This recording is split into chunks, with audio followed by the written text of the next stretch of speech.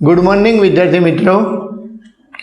धोरण 9 प्रकरण 11 कार्य અને ऊर्जाમાં આપનું સ્વાગત છે।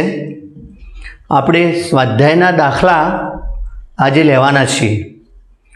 સ્વાધ્યાયનો દાખલા નંબર 1। દાખલા નંબર 1 માં આપણને એવું કહ્યું છે કે નીચેની પ્રવૃત્તિઓમાં કાર્ય થઈ રહ્યું છે। જવાબ આપવાનો જો હા અથવા તો નામાં અને એનું થોડું કારણ સમજાવવાનું છે। તો પહેલી પ્રવૃત્તિ છે સુમા, કોઈ છોકરીનું નામ છે, એક તળાવમાં તરી રહી છે। હવે તળાવમાં તરતા હોય ને એટલે આપણે હાથ આમ ફેરવતા હોય એ રીતના પગ પણ ફેરવતા હોય।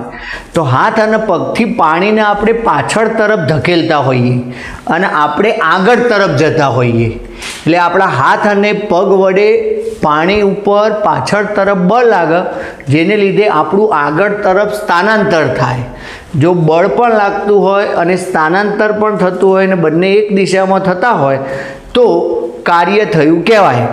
બરાબર। અહીંયા બળ પાછળની દિશામાં લાગે, એ દિશા એટલે લાઈન તો એક જ થઈ ને। આમ તો બળનો કાર્યનો વિશેષ ખ્યાલ તો તમે આગળ 11મા ધોરણમાં ભણશો, પણ તમારા આ ધોરણ પૂરતું તમારે જોવાનું છે કે એક લાઈનમાં બળ અને સ્થાનાંતર આવતા હોય, કાં તો બળ અને સ્થાનાંતર એક જ દિશામાં આવતા હોય અથવા તો બળ આ દિશામાં હોય સ્થાનાંતર વિરુદ્ધ દિશામાં હોય તો કાર્ય ઋણ થાય। ધન અને ઋણ કાર્યો ભણ્યા છીએ આપણે। તો આ કિસ્સામાં બળ પાછળની દિશામાં લાગે છે અને સ્થાનાંતર આગળની દિશામાં લાગે છે, માટે કાર્ય થયું કહેવાય। તો એનો જવાબ છે કે હા, સુમા કાર્ય કરે છે। સુમા પોતાના હાથ અને પગ વડે બળ લગાડી પાણીને પાછળ ધકેલે અને પોતે આગળની દિશામાં સ્થાનાંતર કરે છે, માટે કાર્ય થયું કહેવાય। ચલો બીજું છે, એક ગધેડાએ પોતાની પીઠ ઉપર બોજ ઉઠાવેલ છે। હવે જો ગધેડો તો તમે બધાએ જોયો છે ને, એના ઉપર પેલી માટી ને બધું ભરેલું હોય છે। હવે ગધેડો એવો બોજ ઉઠાવી અને ગતિ કરતો હોય એવી આપણે કલ્પના કરવાની છે। તો જે બોજ હોય ને એના વડે જે વજન બળ લાગે ને અધો દિશામાં લાગે। બોજનું વજન બળ અધો દિશામાં લાગે અને જ્યારે ગધેડો બોજને લઈ અને આમ જાય છે સીધી રેખામાં, એનો મતલબ કે બળ નીચે તરફ અને ગધેડાની ગતિ આગળ તરફ, એટલે કે સ્થાનાંતર આગળ તરફ। જ્યારે પણ બળ અને સ્થાનાંતર પરસ્પર લંબ હોય ત્યારે કાર્ય શૂન્ય થાય। આ તમારે યાદ રાખવાનું। બળ અને સ્થાનાંતર પરસ્પર લંબ હોય ત્યારે કાર્ય કેવું થયું કહેવાય? શૂન્ય। તો પેલો ગધેડાએ જે બોજ ઉપાડેલો છે એ ગધેડા વડે બોજ ઉપર કોઈ કાર્ય થયું કહેવાય નહીં। બરાબર।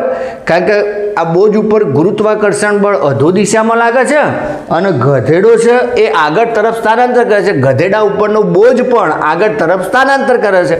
તો ગુરુત્વાકર્ષણ બળ નીચે તરફ અને સ્થાનાંતર સીધી રેખામાં, એટલે બળ એ સ્થાનાંતરને લંબ છે, માટે કોઈ કાર્ય થાય નહીં। હા, પણ ગધેડો જ્યારે ચાલતો હોય ખટ ખટ ખટ ખટ, એટલે ગધેડાના પગ અને રસ્તા વચ્ચે ઘર્ષણ બળ લાગે। ઘર્ષણ આપણે પણ ચાલતા હોઈએ તો આપણા પગ અને જમીન વચ્ચે ઘર્ષણ બળ લાગે। ઘર્ષણ બળ ગતિની વિરુદ્ધમાં હોય। દાખલા તરીકે હું આમ ચાલું છું તો ઘર્ષણ બળ આ બાજુ હોય, અહીંયા ના હોય, મારા પગના તળિયા અને જમીન વચ્ચે વિરુદ્ધ દિશામાં હોય। તો ઘર્ષણ બળ વિરુદ્ધ દિશામાં અને એને લીધે મારું સ્થાનાંતર આગળની દિશામાં।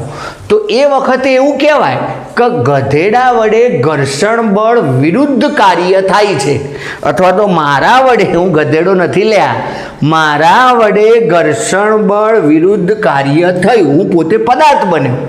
તો મારી વાત કરું અને ઘર્ષણ બળની વાત કરું તો એવું બોલી શકાય કે હું ચાલતો હોઉં, એ જ રીતના ગધેડો ચાલતો હોય ત્યારે ઘર્ષણ બળ વિરુદ્ધ કાર્ય થાય, એ કાર્ય નેગેટિવ હોય। કારણ કે સ્થાનાંતર આગળની દિશામાં, ઘર્ષણ બળ પાછળની દિશામાં, જ્યારે સ્થાનાંતરને બળ વિરુદ્ધ દિશામાં હોય તો કાર્ય ઋણ હોય। બરાબર। પણ પેલા બોજની વાત કરીએ તો બોજ ઉપર કાર્ય થતું નથી। તો ગધેડાએ પોતાની પીઠ ઉપર બોજ ઉઠાવેલ છે, તો આપણે બોજની ભાષામાં બોલીએ તો કહેવાય કે ના, ગધેડા વડે બોજ પર કાર્ય થતું નથી, કારણ કે જ્યારે ગધેડો ચાલતો હોય ત્યારે બોજનું સ્થાનાંતર સમક્ષિતિજ એટલે સીધી દિશામાં છે. ગધેડા દ્વારા બોજ પર લાગતું બળ ઉર્ધ્વ શિરોલંબ છે.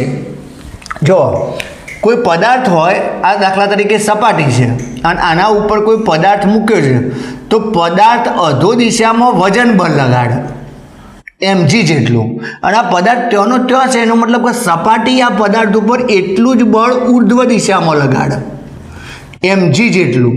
જો આવું ના થતું હોત તો આ પદાર્થ શું હોત, સપાટી ઉપર દાખલા તરીકે ઉપરનું બળ વધારે હોય ને, અને સપાટી ઉપર તમે દાખલા તરીકે કોઈ પદાર્થ મૂક્યો છે, કોઈ કપ મૂક્યો છે, કપ ઉડે, ઉપરનું બળ વધારે હોય તો દાખલા તરીકે નીચેનું બળ વધારે હોય તો સપાટી ઉપર બળ વધારે આવે તો ખાડો પાડે, પણ આ ઉપરના નીચેના બળ કેવા હોય, સરખા હોય. એટલે અહીંયા એવું લખ્યું છે કે ગધેડા દ્વારા, કારણ કે ગધેડો કાર્ય કરે છે કે નહીં, એ તો બોજ વડે ગધેડા પર અધો દિશામાં બળ લાગે અને ગધેડા વડે બોજ પર ઉર્ધ્વ દિશામાં બળ લાગે, જ્યારે એનું સ્થાનાંતર આ દિશામાં થયું. તો ટૂંકમાં આ પણ લંબ છે અને આ પણ લંબ છે. બળ અને સ્થાનાંતર જ્યારે લંબ થાય, બળ અને સ્થાનાંતર પરસ્પર લંબ થાય એટલે કાર્ય કેવું થાય, શૂન્ય થાય.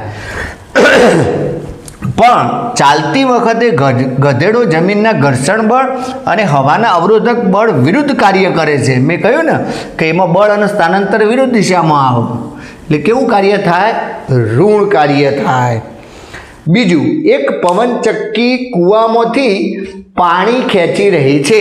કૂવામાંથી જ્યારે પાણી ખેંચાતું હોય, પવનચક્કી ખેંચે અથવા તો આપણે દોરડી વડે અંદર ડોલથી પાણી ખેંચીએ, તો એ વખતે શું કરીએ, આપણે બળ આમ આપીએ ઉપર તરફ, અને એના લીધે પેલું પાણી ભરેલી ડોલનું સ્થાનાંતર પણ ઉપર તરફ થાય કે નહીં. જેમ આપણે પેલું કોઈ વસ્તુ ઉચકી અને આમ ઉપર લાવતા હતા એને જેવું થયું કે નહીં, તો આપણે બળ પણ ઉપર તરફ આપ્યું.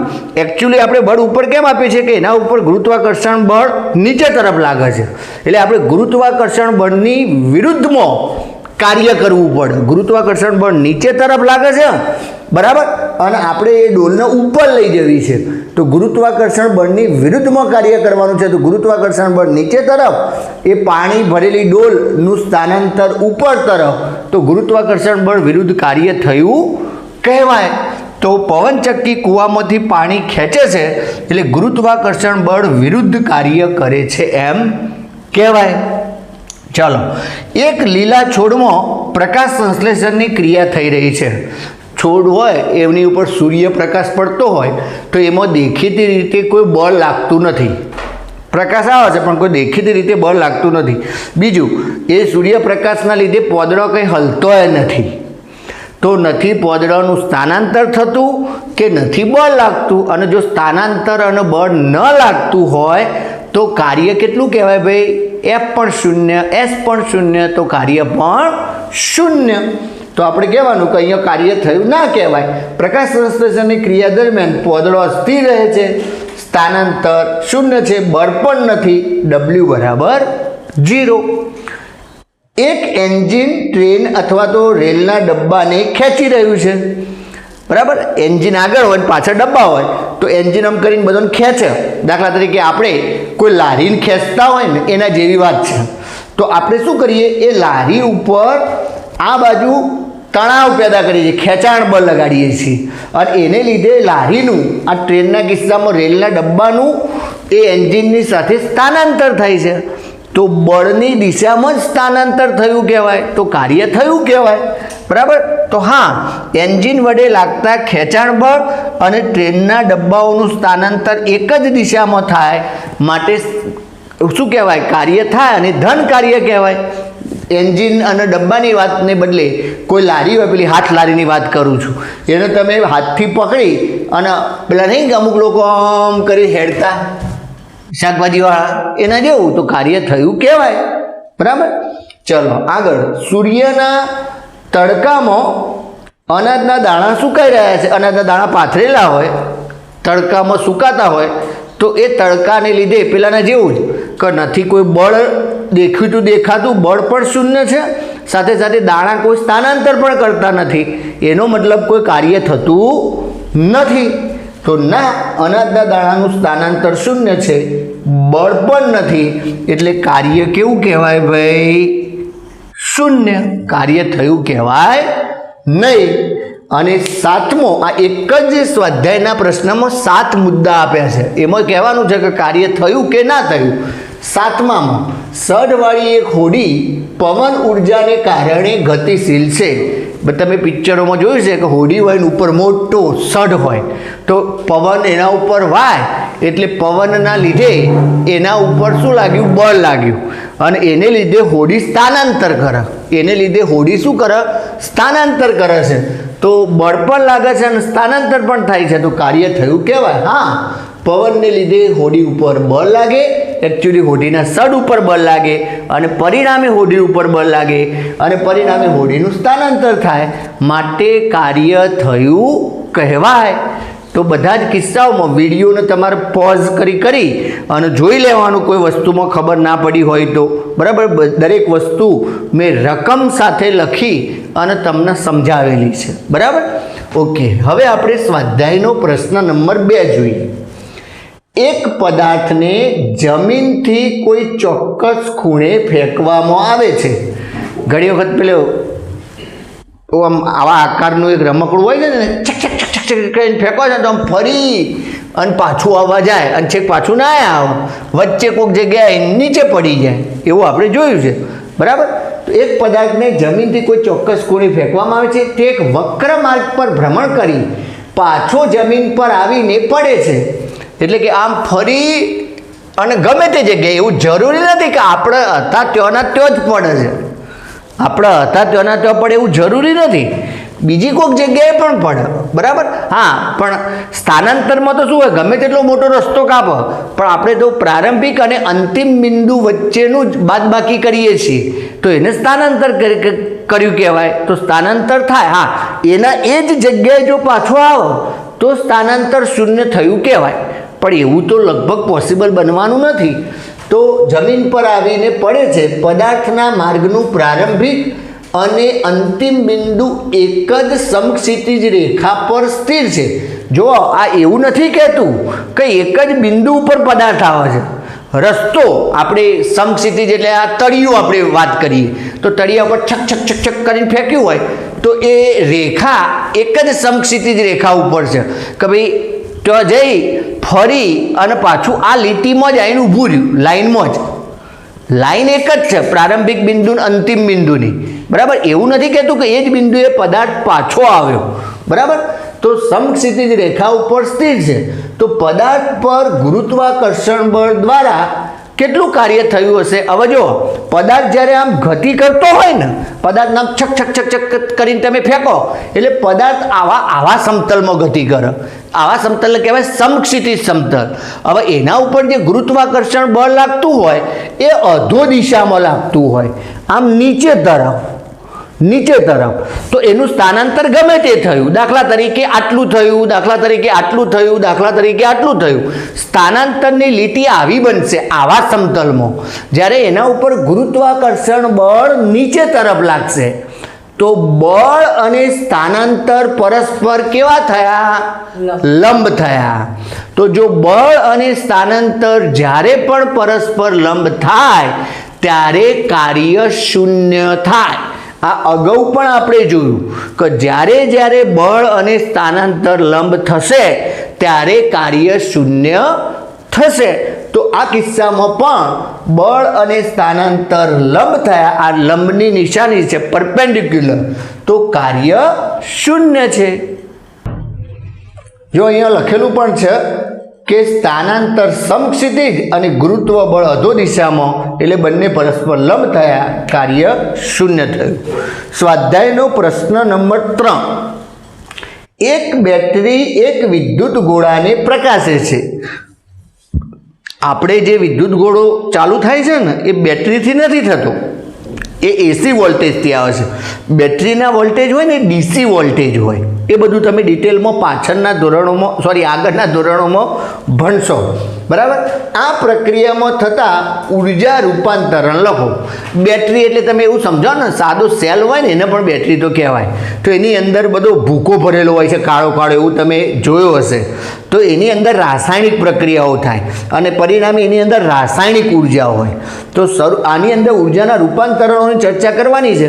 તો બેટરીમાંથી પછી એ વાયર નીકળ્યો હોય અને વાયર પછી પેલા લગ્નો ને એ બધા હોય ને, મેરેજ ને બધું, એમાં તો કોઈ ડાયરેક્ટ વાયરો પેલા થોભલાથી જોડાય ના, એટલે આવી બેટરીઓ રાખવી પડે.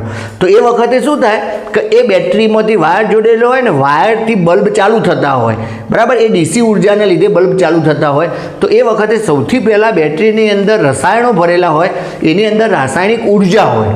એ રાસાયણિક ઉર્જાનું વિદ્યુત ઉર્જામાં રૂપાંતરણ થાય.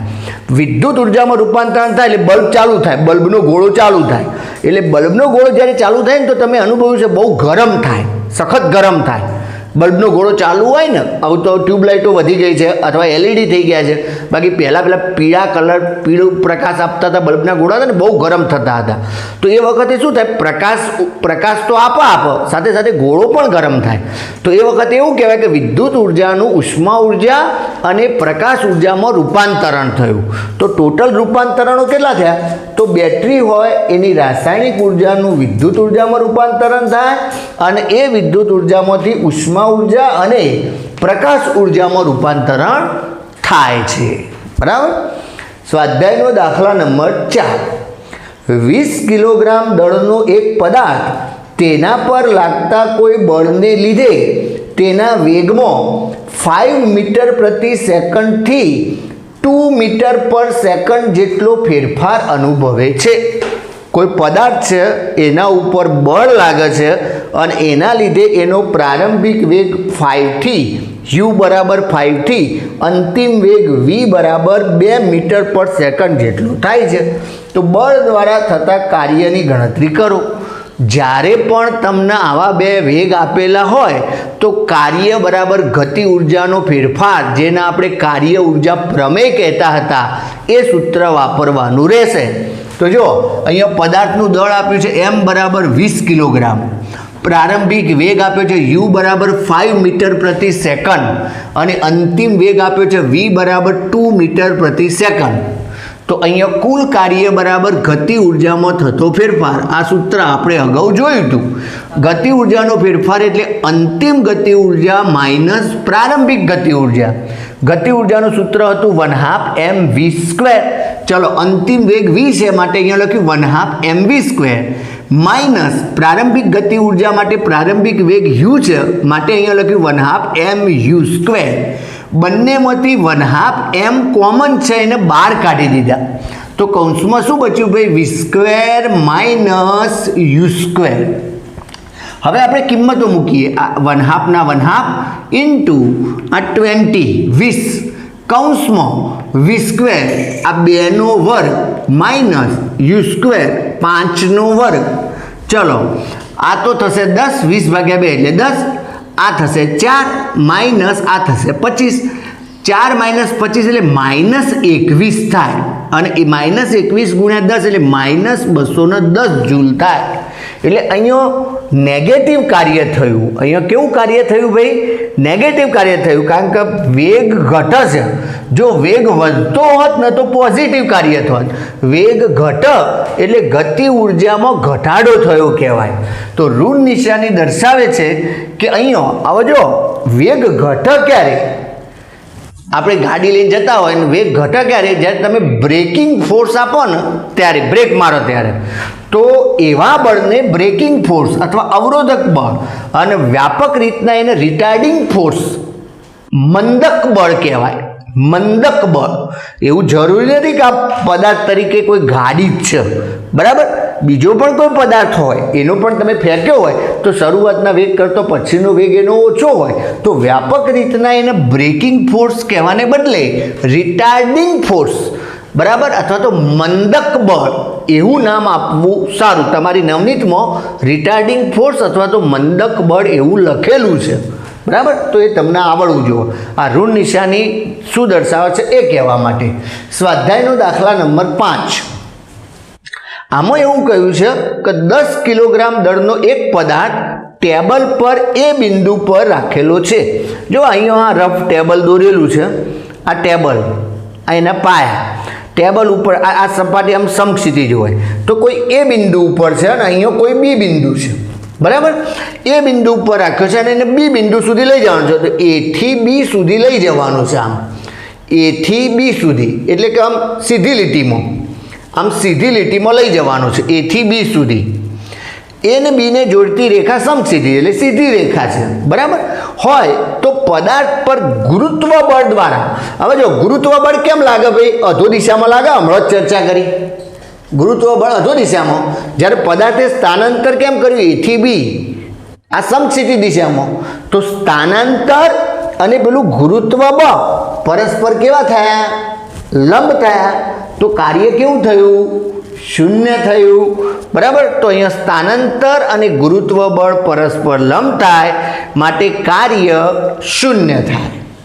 બીજી રીતના બોલીએ તો જો પદાર્થ એની એ જ સપાટી ઉપર એથી બી ઉપર જાય છે અને એ પદાર્થ ઉપર કોઈ સંપર્ક બળ નહીં, આપણે ધક્કો નહીં મારતા, બરાબર. આપણે તો ગુરુત્વ બળ વડેનું કાર્ય શોધવાનું છે, કુદરતનું જે ગુરુત્વ બળ છે એનું.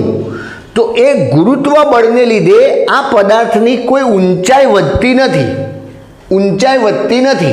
તો ઊંચાઈ વધતી નથી તો એની ગુરુત્વીય સ્થિતિ ઉર્જા કેટલી કહેવાય? 0. અહીંયા એ પાસે હતો ને ત્યારે પણ H0 હતા, બી પાસે હતો ત્યારે પણ H0 હતા. ટેબલની સપાટી છે ને એ બિંદુને H બરાબર 0 કહો. તો ટેબલની સપાટી ઉપર એ બિંદુએ હોય કે બી બિંદુએ હોય, H બદલાતા નથી, H0 છે. તો ગુરુત્વીય સ્થિતિ ઉર્જા કેવી? શૂન્ય થાય. અને ગુરુત્વીય સ્થિતિ ઉર્જા શૂન્ય, તો એ સ્થિતિ ઉર્જાના જ ગુરુત્વ બળ વડે થતું કાર્ય પણ કહેવાય છે, તો એ પણ શૂન્ય થાય. બીજી રીતે આપણે સમજાવ્યું છે, બરાબર. ચલો હવે સ્વાધ્યાયનો દાખલા નંબર 6. અહીંયા પ્રશ્ન છે, મુક્ત પતન કરતા પદાર્થની સ્થિતિ ઉર્જા સતત ઘટતી જાય છે, તો શું એ ઉર્જા સંરક્ષણના નિયમનું ઉલ્લંઘન છે? પ્રશ્ન પૂછ્યો છે. કારણ જણાવો. હવે મુક્ત પતન કરવું એટલે પદાર્થને અહીંથી આમ ફેંકી દેવું. મુક્ત પતન કરો એટલે શરૂઆતમાં એની જોડે વેગ કેવો હોય? શૂન્ય. મુક્ત પતન કરતા પદાર્થનો પ્રારંભિક વેગ શૂન્ય કહેવાય. પછી પદાર્થ જેમ જેમ નીચે, દાખલા તરીકે આ તળિયું છે અને આ પદાર્થ છે, તો અત્યારે હાલ આ તળિયું છે ને એને આપણે સંદર્ભ સપાટી ગણીએ તો આને H બરાબર 0 કહીએ અને પદાર્થ અહીંયા છે તો એ H ઊંચાઈએ છે. તો અત્યારે હાલ મારા હાથમાં છે ને પદાર્થ, ત્યાં એનો વેગ શૂન્ય છે, પદાર્થનો વેગ, કારણ કે એ પદાર્થને ત્યાંથી હું મુક્ત કરવાનો છું. તો ત્યાં અત્યારે મારા હાથમાં આ પેન છે તો ત્યાં વેગ શૂન્ય છે એટલે ત્યાં ગતિ ઉર્જા શૂન્ય છે, પણ ત્યાં સ્થિતિ ઉર્જા કેટલી છે ભાઈ? તો આટલી ઊંચાઈ છે H, mgh, સ્થિતિ ઉર્જા mgh અને મહત્તમ છે. તો મુક્ત પતન કરતા પદાર્થના આ પ્રારંભિક બિંદુએ વેગ શૂન્ય હોય, ગતિ ઉર્જા શૂન્ય હોય, સ્થિતિ ઉર્જા mgh હોય, મહત્તમ હોય. પછી શું થશે? પદાર્થને આપણે મૂકી દઈશું, એટલે હવે હું છોડી નથી દેતો પણ હાથમાં લઈને આમ નીચે આવશે પદાર્થ. જેમ જેમ નીચે આવે એમ ઊંચાઈ ઓછી થાય કે ના થાય? પહેલાં ઊંચાઈ આટલી હતી, હવે ઊંચાઈ ઓછી થઈ. તો જેમ જેમ પદાર્થ નીચે આવે એમ એની ક્રમશઃ ઊંચાઈ ઓછી થાય અને ઊંચાઈ ઓછી થાય તો પેલા mgh સૂત્ર મુજબ સ્થિતિ ઉર્જા શું થાય? વધે કે ઘટે? ઘટે. સ્થિતિ ઉર્જા શું થાય? ક્રમશઃ ઘટે. સાથે સાથે પદાર્થને જ્યારે તમે મુક્ત કરશો ને એટલે એનો વેગ, એના ઉપર ગુરુત્વ પ્રવેગ લાગશે એટલે દરેક સેકન્ડે એનો વેગ 9.8 મીટર પ્રતિ સેકન્ડ જેટલો વધશે. તો દરેક વખતે એનો વેગ વધે અને વેગ વધે તો શું થાય? ગતિ ઉર્જા વધે. એટલે પદાર્થ જ્યારે મુક્ત પતન કરતો હોય ત્યારે સ્થિતિ ઉર્જા ઘટે અને ગતિ ઉર્જા વધે. સ્થિતિ ઉર્જા ઘટે, ગતિ ઉર્જા વધે. અને જેવો તળિયે આવી જાય, ધારક પડે એટલે ત્યાં મેક્સિમમ વેગ હોય એની જોડે, તો તળિયે અથડાતી વખતે એની જોડે મહત્તમ વેગ હોય. એટલે તળિયે ગતિ ઉર્જા મહત્તમ અને તળિયે H કેવા? શૂન્ય. તો સ્થિતિ ઉર્જા કેવી? શૂન્ય. તો જો તળિયે સ્થિતિ ઉર્જા શૂન્ય, ગતિ ઉર્જા મહત્તમ. મુક્ત પતન કરતી વખતે સ્થિતિ ઉર્જા mgh જેટલી મહત્તમ અને ગતિ ઉર્જા શૂન્ય, એટલે અહીંયા ગતિ ઉર્જા શૂન્ય, સ્થિતિ ઉર્જા મહત્તમ, અને અહીંયા ગતિ ઉર્જા મહત્તમ અને સ્થિતિ ઉર્જા શૂન્ય. અને રસ્તામાં વાત કરીએ તો ગતિ ઉર્જા વધે છે અને સ્થિતિ ઉર્જા ઘટે છે. એટલે એક ઉર્જાનું બીજી ઉર્જામાં રસ્તામાં રૂપાંતરણ થાય છે. પેલી સ્થિતિ ઉર્જા મહત્તમ હતી એમાંથી ઘટી, એટલે કે સ્થિતિ ઉર્જાનું ગતિ ઉર્જામાં રૂપાંતરણ થતું જાય છે. એટલે અહીંયા કોઈ પણ બિંદુએ તમે કુલ ઉર્જા ગણો તો કુલ ઉર્જા બરાબર ગતિ ઉર્જા વત્તા સ્થિતિ ઉર્જા. એ તો અચળ જ રહે, એ બદલાય નહીં. ક્યારે પણ ઉર્જા સંરક્ષણના નિયમનું ઉલ્લંઘન ન થાય. એટલે આપણને પ્રશ્ન પૂછ્યું છે કે ઉર્જા સંરક્ષણના નિયમનું ઉલ્લંઘન છે, તો તમારા આખા 9મા ધોરણમાં ઉર્જા સંરક્ષણના નિયમનું ઉલ્લંઘન આવે નહીં, બરાબર. એટલે ઉલ્લંઘન થતું નથી. જો મુક્ત પતન કરતા પદાર્થની ઊંચાઈ ઘટતો, કારણ કે એને છોડી દો ને એટલે ઊંચાઈ ઘટક, એટલે એવી ઉર્જાને ગુરુત્વીય સ્થિતિ ઉર્જા કહેવાય. mgh નું નામ આપ્યું. ક્રમશઃ ઘટે પણ વેગ ક્રમશઃ વધે, તેથી ગતિ ઉર્જા પણ ક્રમશઃ વધે છે. પણ દરેક ગતિપથના દરેક બિંદુએ કુલ યાંત્રિક ઉર્જા બરાબર ગતિ ઉર્જા વત્તા સ્થિતિ ઉર્જાનો સરવાળો એ તો અચળ જ રહે. એટલે કે ઉર્જા સંરક્ષણના નિયમનું ઉલ્લંઘન થતું નથી. ચલો હવે આગળનો આપણે પ્રશ્ન જોઈએ, સ્વાધ્યાયનો 7મો દાખલો. જ્યારે તમે સાયકલ ચલાવો છો ત્યારે કઈ કઈ ઉર્જાઓ રૂપાંતરિત થાય છે? જો પહેલાં તો સાયકલ ચલાવવા માટે પહેલાં બરાબર ખાધું હોય એટલે આપણા અંદર ખોરાક હોય એટલે અંદર રાસાયણિક પ્રક્રિયાઓ થાય, જૈવિક પ્રક્રિયાઓ થાય, બરાબર. પણ સાયકલ ચલાવવા માટે આપણે શું શક્તિ વાપરવી પડે? આપણા સ્નાયુ શક્તિનો ઉપયોગ થાય. સ્નાયુ શક્તિનો ઉપયોગ કરીને આપણે પેડલ મારીએ એટલે પેડલ મારીએ એટલે સાયકલ આગળ જાય, એટલે એ વખતે ગતિ ઉર્જા સાયકલને મળે, બરાબર.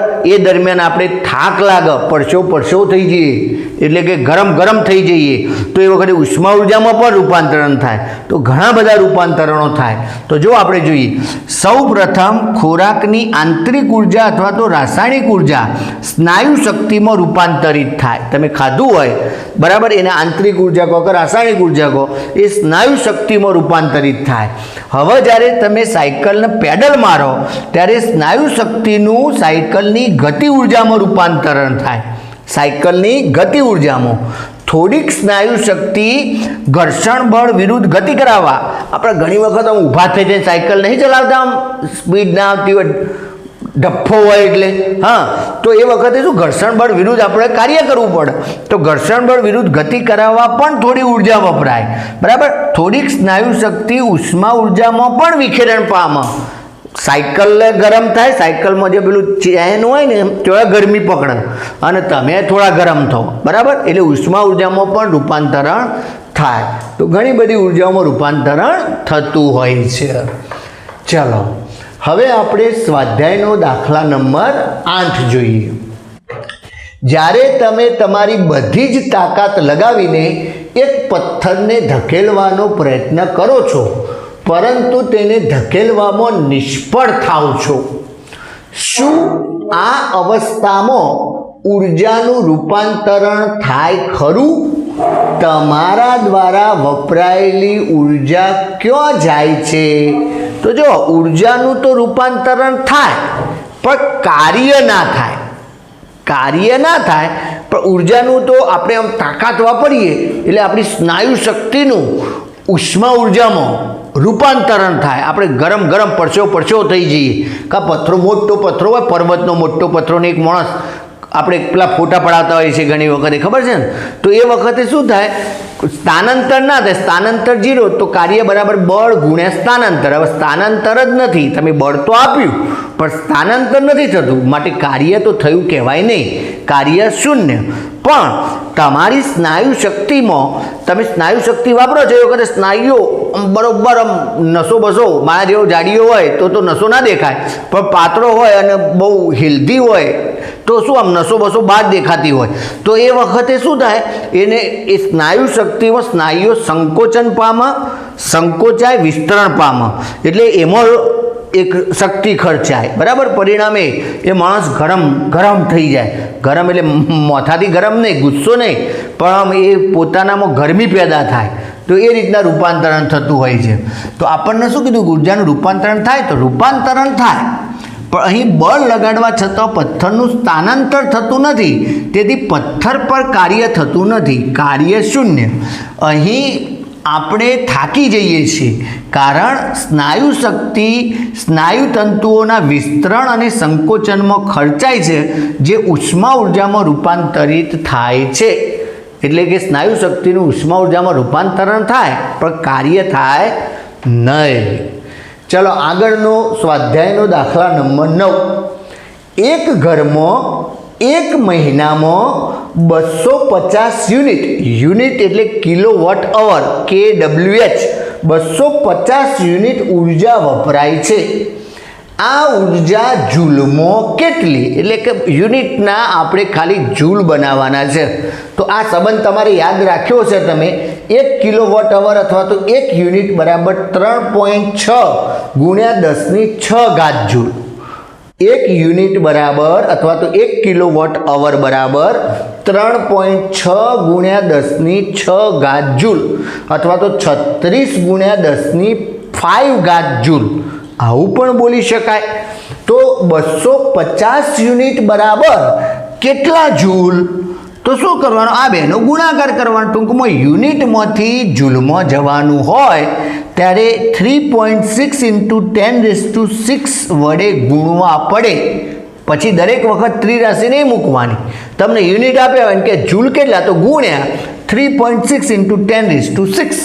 બરાબર. અત્યારે હાલ મેં ત્રિરાશિ મૂકી છે. ચલો તો બરાબર 250 ગુણ્યા 3.6 ગુણ્યા 10⁶ અને ભાગાકારમાં 1 આવો. 1 લખવાનો કોઈ મતલબ નથી, એટલે મેં લખ્યો નથી. આ બેનો ગુણાકાર કરશો એટલે થશે 900 ગુણ્યા 10⁶. બરાબર.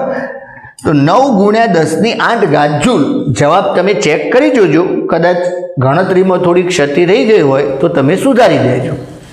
ઓકે, ચાલો સ્વાધ્યાયનો દાખલા નંબર 10. 40 કિલોગ્રામ દળના પદાર્થને જમીનથી 5 મીટર ઊંચાઈ પર લઈ જવામાં આવે છે. ચલો 40 કિલોનો પદાર્થ છે અને જમીનથી આમ કરીને ઉપાડ્યો, એટલે તમે શું આપ્યું, બળ આપ્યું. ગુરુત્વાકર્ષણ બળ નીચે તરફ હોય તો ગુરુત્વાકર્ષણ બળ વિરુદ્ધ તમે ઉપર તરફ બળ આપ્યું, તમે ઉપર તરફ બળ આપ્યું. બરાબર, સમજ પડે ને. અને પરિણામે એની ઊંચાઈ વધી, અથવા તો બીજી ભાષામાં એને ઉપર તરફ સ્થાનાંતર પણ કર્યું ને. તો તમે નીચેથી પદાર્થને ઉપર ઉપાડો ને તો તમારા દ્વારા એ પદાર્થ ઉપર કાર્ય થયું કહેવાય, કારણ કે એ વખતે બળ તમે આપેલું બળ ઉપર તરફ અને પદાર્થનું સ્થાનાંતર પણ ઉપર તરફ, એટલે કે બળ અને સ્થાનાંતર એક દિશામાં છે. હા, એ વખતે સ્થાનાંતર અને ગુરુત્વાકર્ષણ બળ વિરુદ્ધ દિશામાં છે. તો આપણા વડે થયેલું કાર્ય માટે બળ અને સ્થાનાંતર એક દિશામાં, તો એક દિશામાં હોય એટલે કાર્ય કેવું કહેવાય, ધન. પણ જો ગુરુત્વાકર્ષણ બળની વાત કરું તો ગુરુત્વાકર્ષણ બળ નીચે તરફ અને પદાર્થનું સ્થાનાંતર ઉપર તરફ. તો ગુરુત્વાકર્ષણ બળ વિરુદ્ધ પદાર્થનું સ્થાનાંતર થયું, તો ગુરુત્વાકર્ષણ બળના લીધે થતું કાર્ય કેવું કહેવાય, નેગેટિવ. આપણા વડે થયેલું કાર્ય પોઝિટિવ કહેવાય, કારણ કે આપણે એને ઉપર તરફ ખેંચીએ છીએ. પણ ગુરુત્વાકર્ષણ બળ વિરુદ્ધ પદાર્થ સ્થાનાંતર કરે છે, માટે એ કાર્ય કેવું કહેવાય, નેગેટિવ કહેવાય. બરાબર. હવે શું કીધું છે કે તેની સ્થિતિ ઉર્જા કેટલી? એક તો સ્થિતિ ઉર્જા જ પૂછી છે, તો h બરાબર 5 મીટર છે તો mgh કરો એ સ્થિતિ ઉર્જા તો મળી જાય. m બરાબર 40 કિલોગ્રામ, એને h બરાબર 5 મીટર ઊંચાઈએ લઈ જવાનું છે. g તમને 10 મીટર પ્રતિ સેકન્ડ સ્ક્વેર લેવાના કીધા છે. બીજું પૂછ્યું છે, જો આ પદાર્થને મુક્ત પતન કરવા દેવામાં આવે, હવે આપણે ઉપાડ્યા પછી એને છોડી દેવાનું નીચે, ઉપાડ્યા પછી મુક્ત પતન કરાવો તો એ વખતે એનો પ્રારંભિક વેગ કેવો ભાઈ, 0. મુક્ત પતન કરાવો એ વખતે પ્રારંભિક વેગ કેવો, 0. મુક્ત પતન કરાવવામાં આવે અને જ્યારે તે અડધા રસ્તે પહોંચે ત્યારે એની ગતિ ઉર્જા કેટલી?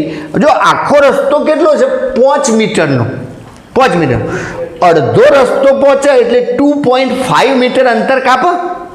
ઉપરથી નીચે તરફની વાત કરું છું. તો ઉપરથી નીચે તરફ જ્યારે અડધો રસ્તો પહોંચે એ વખતે એને કપાયેલું અંતર s બરાબર 2.5 મીટર. આટલી તો સમજણ પડે. હવે ત્યાં જો આપણને વેગ ખબર પડી જાય, વેગ, અંતિમ વેગ, મુક્ત પતનનો પ્રારંભિક વેગ તો ખબર છે, u બરાબર 0. હવે અડધા રસ્તેનો વેગ કેટલો? તો આપણે પેલું જો આ સમગ્ર ગતિ દરમિયાન એના ઉપર અધો દિશામાં ગુરુત્વ પ્રવેગ લાગતો હોય ને અચળ હોય તો અચળ પ્રવેગી ગતિનું સમીકરણ વાપરી શકીએ. તો અચળ પ્રવેગી ગતિનું છેલ્લું સમીકરણ v² - u² બરાબર 2as.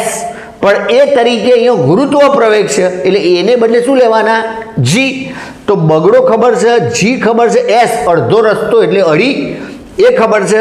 પેલું v² - u² માં u0 છે તો v મળી જાય કે ના મળી જાય? મળી જાય. તો v મળી જાય, દળ તો આપેલું છે તો અડધા રસ્તેની ગતિ ઉર્જા મળી જાય કે ના મળી જાય? મળી જાય.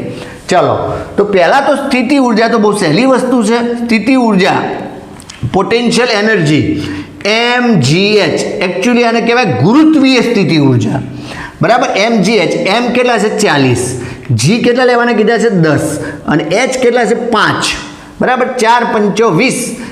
20નું એક મીંડું ને બીજો આ 2 મીંડો એટલે 2000 જૂલ. હવે મુક્ત પતન વખતે પ્રારંભિક વેગ 0, અડધો રસ્તો કપાય છે એટલે અંતર s બરાબર 2.5 મીટર. 2.5 મીટર. તો ચલો આપણે ગતિનું સમીકરણ લખ્યું v² - u² બરાબર 2as ને બદલે મેં સીધો g લખી દીધું કારણ કે અહીંયા પ્રવેગ છે કયો છે? ગુરુત્વ પ્રવેગ છે.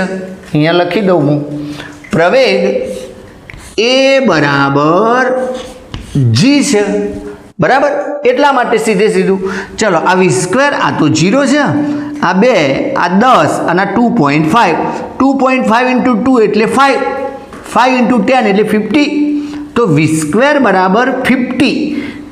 જો વેગનો એકમ છે મીટર પ્રતિ સેકન્ડ, પણ આ તો વેગનો વર્ગ છે તો પછી આ મીટર પ્રતિ સેકન્ડનો પણ વર્ગ થાય.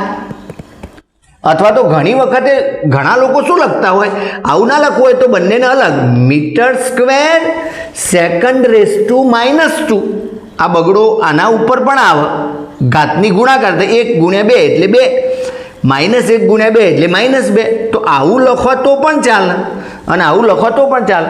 હવે v² કેમ લખાય? કારણ કે ગતિ ઉર્જામાં 1/2 mv² આવે તો v² ની જ જરૂર છે માટે v² જ રાખ્યા, v કર્યા નહીં, બરાબર. તો ચલો ગતિ ઉર્જા બરાબર 1/2 mv². તો 1/2 m એટલે 40 અને v² કેટલા છે? 50. ચલો આ 2 20 થશે, 2 20, બરાબર. 5 × 10, 10નું એક મીંડું અને બીજો આ 2 મીંડો એટલે ટોટલ 3 મીંડો, 1000 જૂલ. તો અડધા રસ્તેની ગતિ ઉર્જા કેટલી થશે? 1000 જૂલ. સૌથી ઉપર એની સ્થિતિ ઉર્જા કેટલી હતી? 2000 જૂલ. અડધા રસ્તેની ગતિ ઉર્જા કેટલી થઈ? 1000 જૂલ. એક રીત આ છે. આમ તો આ રીત જ સહેલી છે, પણ એક બીજી રીત પણ છે તમારે સમજવી જરૂરી છે જેથી તમારે બીજા કોઈ દાખલા ગણવા હોય ને તો, કારણ કે હવે જમાનો બદલાઈ ગયો છે, એટલું પુસ્તકીય જ્ઞાન કામમાં નહીં આવે. બધા MCQ કોમ્પિટિટિવ એક્ઝામો તમારે આપવાની છે, તમારે કલેક્ટર બનવાનું છે, IAS અધિકારી બનવાનું છે, બરાબર. એટલે મોટી મોટી એક્ઝામો તમારે આપવાની હોય, જી નીટ વગેરેની, તો બધી રીતો ખબર હોવી જોઈએ. તો હું બીજી રીત પણ તમને સમજાવું છું. જો h બરાબર 5 મીટર ઊંચાઈ એટલે પદાર્થને જો લઈ ગયા હતા એ 5 મીટર ઊંચાઈએ ત્યાં તો એનો વેગ કેવો? 0. આપણે કીધું ને કે શરૂઆતમાં એનો પ્રારંભિક વેગ કેવો? 0. ઉપર હોય એટલે વેગ 0 તો ગતિ ઉર્જા કેવી? 0. ચલો ગતિ ઉર્જા 0, સ્થિતિ ઉર્જા કેટલી? તો mgh.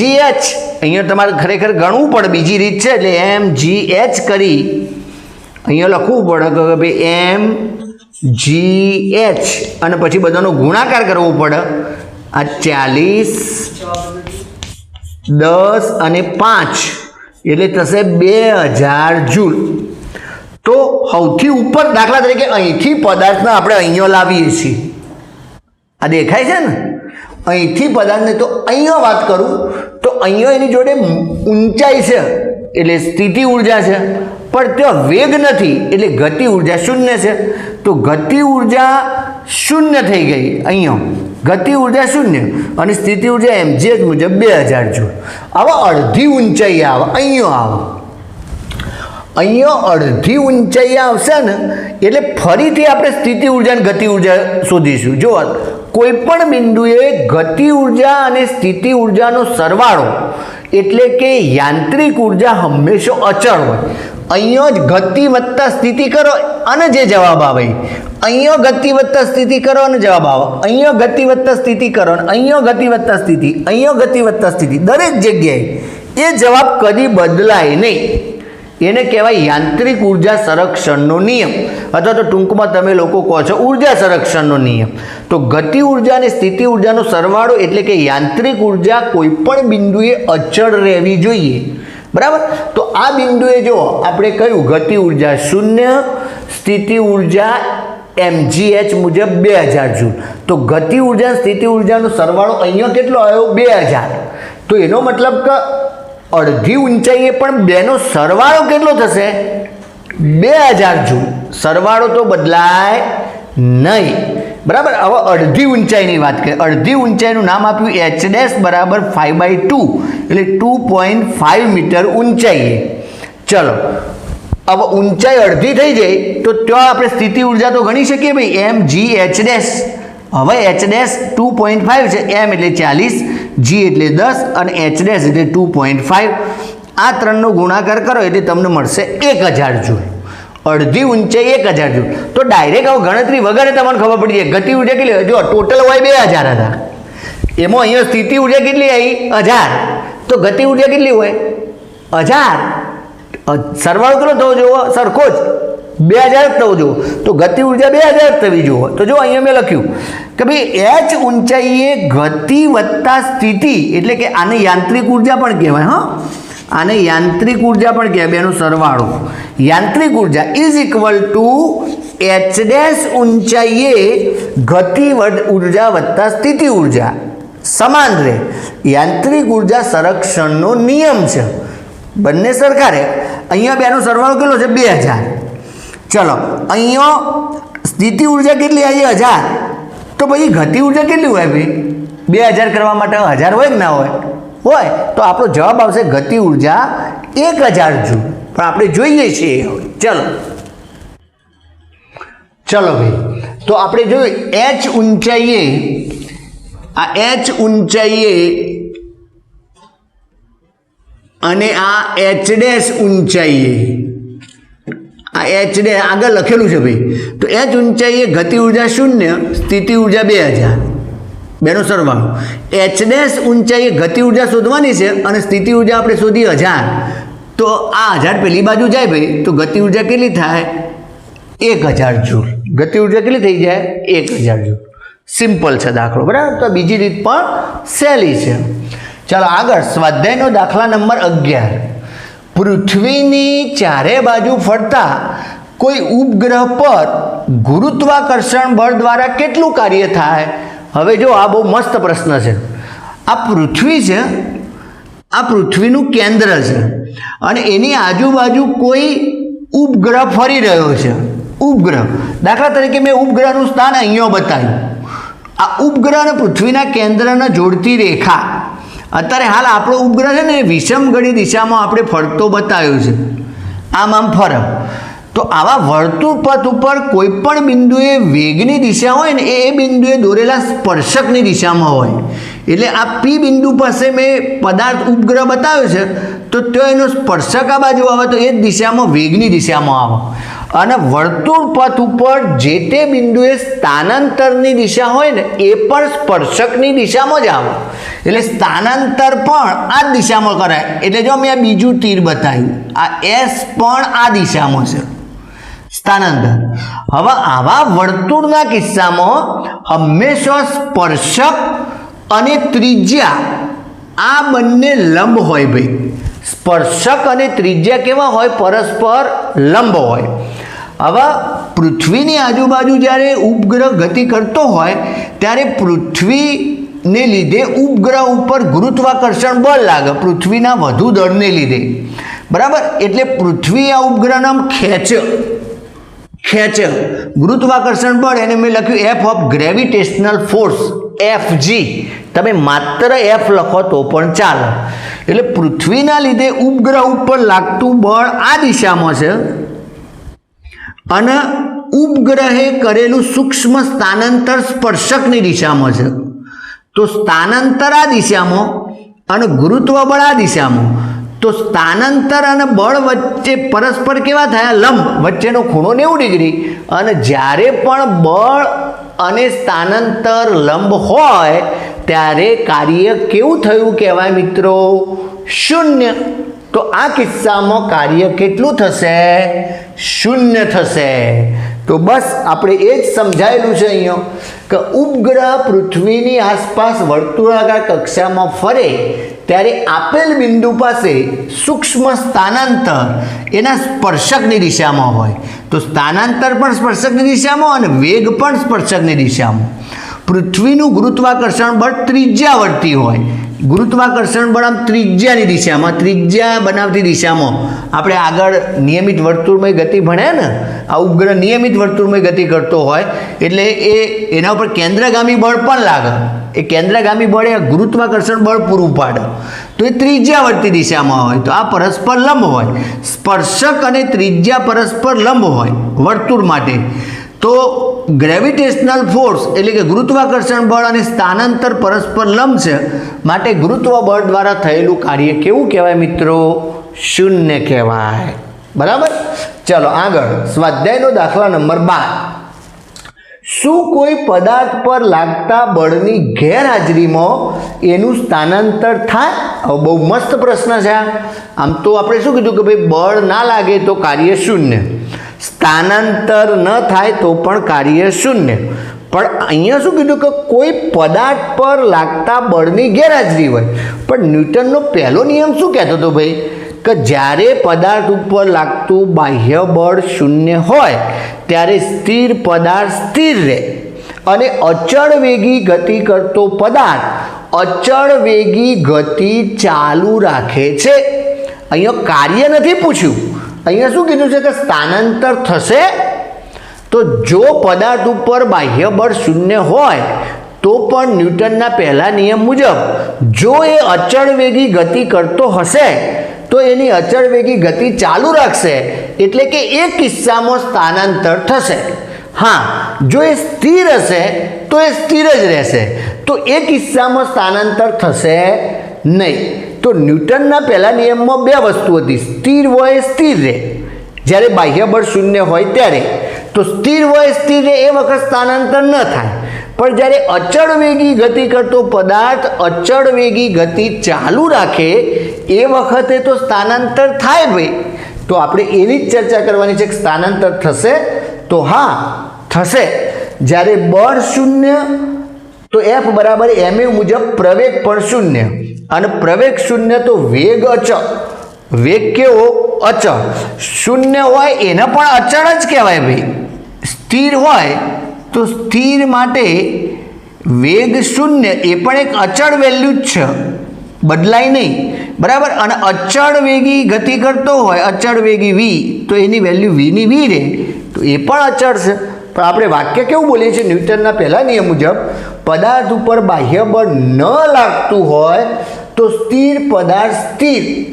એવા કિસ્સામાં સ્થાનાંતર ન થાય. સ્થિર હોય સ્થિર રહે એમાં સ્થાનાંતર ન થાય. અને અચળ વેગી ગતિ કરતો પદાર્થ પોતાની અચળ વેગી ગતિ ચાલુ રાખે તો આ બીજો કિસ્સો. એટલે કે પદાર્થ ઉપર બળ ન લાગતું હોય અને તે અચળ વેગી ગતિ કરતો હોય તો સ્થાનાંતર થાય. તો એ કિસ્સામાં સ્થાનાંતર થયું કહેવાય. તો ન્યૂટનના પહેલા નિયમમાં બીજા કિસ્સામાં સ્થાનાંતર થયું કહેવાય. ચલો સ્વાધ્યાયનો દાખલા નંબર 13. કોઈ વ્યક્તિ ભૂસાથી ભરેલ ઘોંસડીને પોતાના માથા પર 30 મિનિટ સુધી રાખે છે. ઘોંસડીને 30 મિનિટ સુધી રાખવાનું, ઊભા રહેવાનું. 30 મિનિટ હું આખો દાડો ઊભા રહો ને, બરાબર. કાર્ય કર્યું કહેવાય? ના કર્યું કહેવાય. કારણ કે ઘોંસડીને માથા ઉપર રાખી અને તમે સ્થાનાંતર કરતા નથી અને સ્થાનાંતર ન થતું હોય તો કાર્ય કેવું કહેવાય? શૂન્ય કહેવાય. તો આપણે કહીએ કે કાર્ય થયું ના કહેવાય. એ વ્યક્તિએ કાર્ય કર્યું કહેવાય નહીં. વ્યક્તિ ઘોંસડીને ગુરુત્વાકર્ષણ બળ વિરુદ્ધ ઉચકે છે એ દરમિયાન નીચેથી અહીંયા ઉપર લાવે ને એટલે સુધી કાર્ય થાય, પણ પછી ઉપર મૂકી દીધું ને, આ તો પૂછ્યું જ નથી, આ તો મેં તમારા ખાલી નોલેજ માટે કીધું કે ભાઈ રસ્તામાં ઉપર લાવવા મૂકન એ દરમિયાન કાર્ય થયું કહેવાય, ગુરુત્વાકર્ષણ બળ વિરુદ્ધ એને કાર્ય કર્યું, પછી મૂકી દીધો પછી કાર્ય ન થાય, બરાબર. ચલો, પણ એ ઘોંસડીને માથા પર રાખ્યા બાદ ઘોંસડીનું સ્થાનાંતર શૂન્ય, તો વ્યક્તિ વડે થતું કાર્ય શૂન્ય. તો વ્યક્તિ કોઈ કાર્ય ના કરે, હા, પણ વ્યક્તિ થાકી જાય માથા ઉપર બોજો હોય એના લીધે, તો અહીંયા સ્નાયુ શક્તિ વપરાણી વ્યક્તિની સ્નાયુઓ ખેંચાય અને સંકોચાય, તેથી ઉષ્મા ઉર્જા ઉદ્ભવે અને વ્યક્તિ થાકી જાય ખરો. આ તો ખાલી તમારી સમજ માટે લખ્યું છે, આપણે તો કાર્ય થયું કે ના થયું એ જ કહેવાનું છે. આ કૌંસ થયો છે પરીક્ષામાં લખવાની જરૂર નથી. ચલો, સ્વાધ્યાયનો દાખલા નંબર 14. એક વિદ્યુત હીટરનો પાવર 1500 વોટ છે. પાવર આપ્યો છે P બરાબર 1500 વોટ.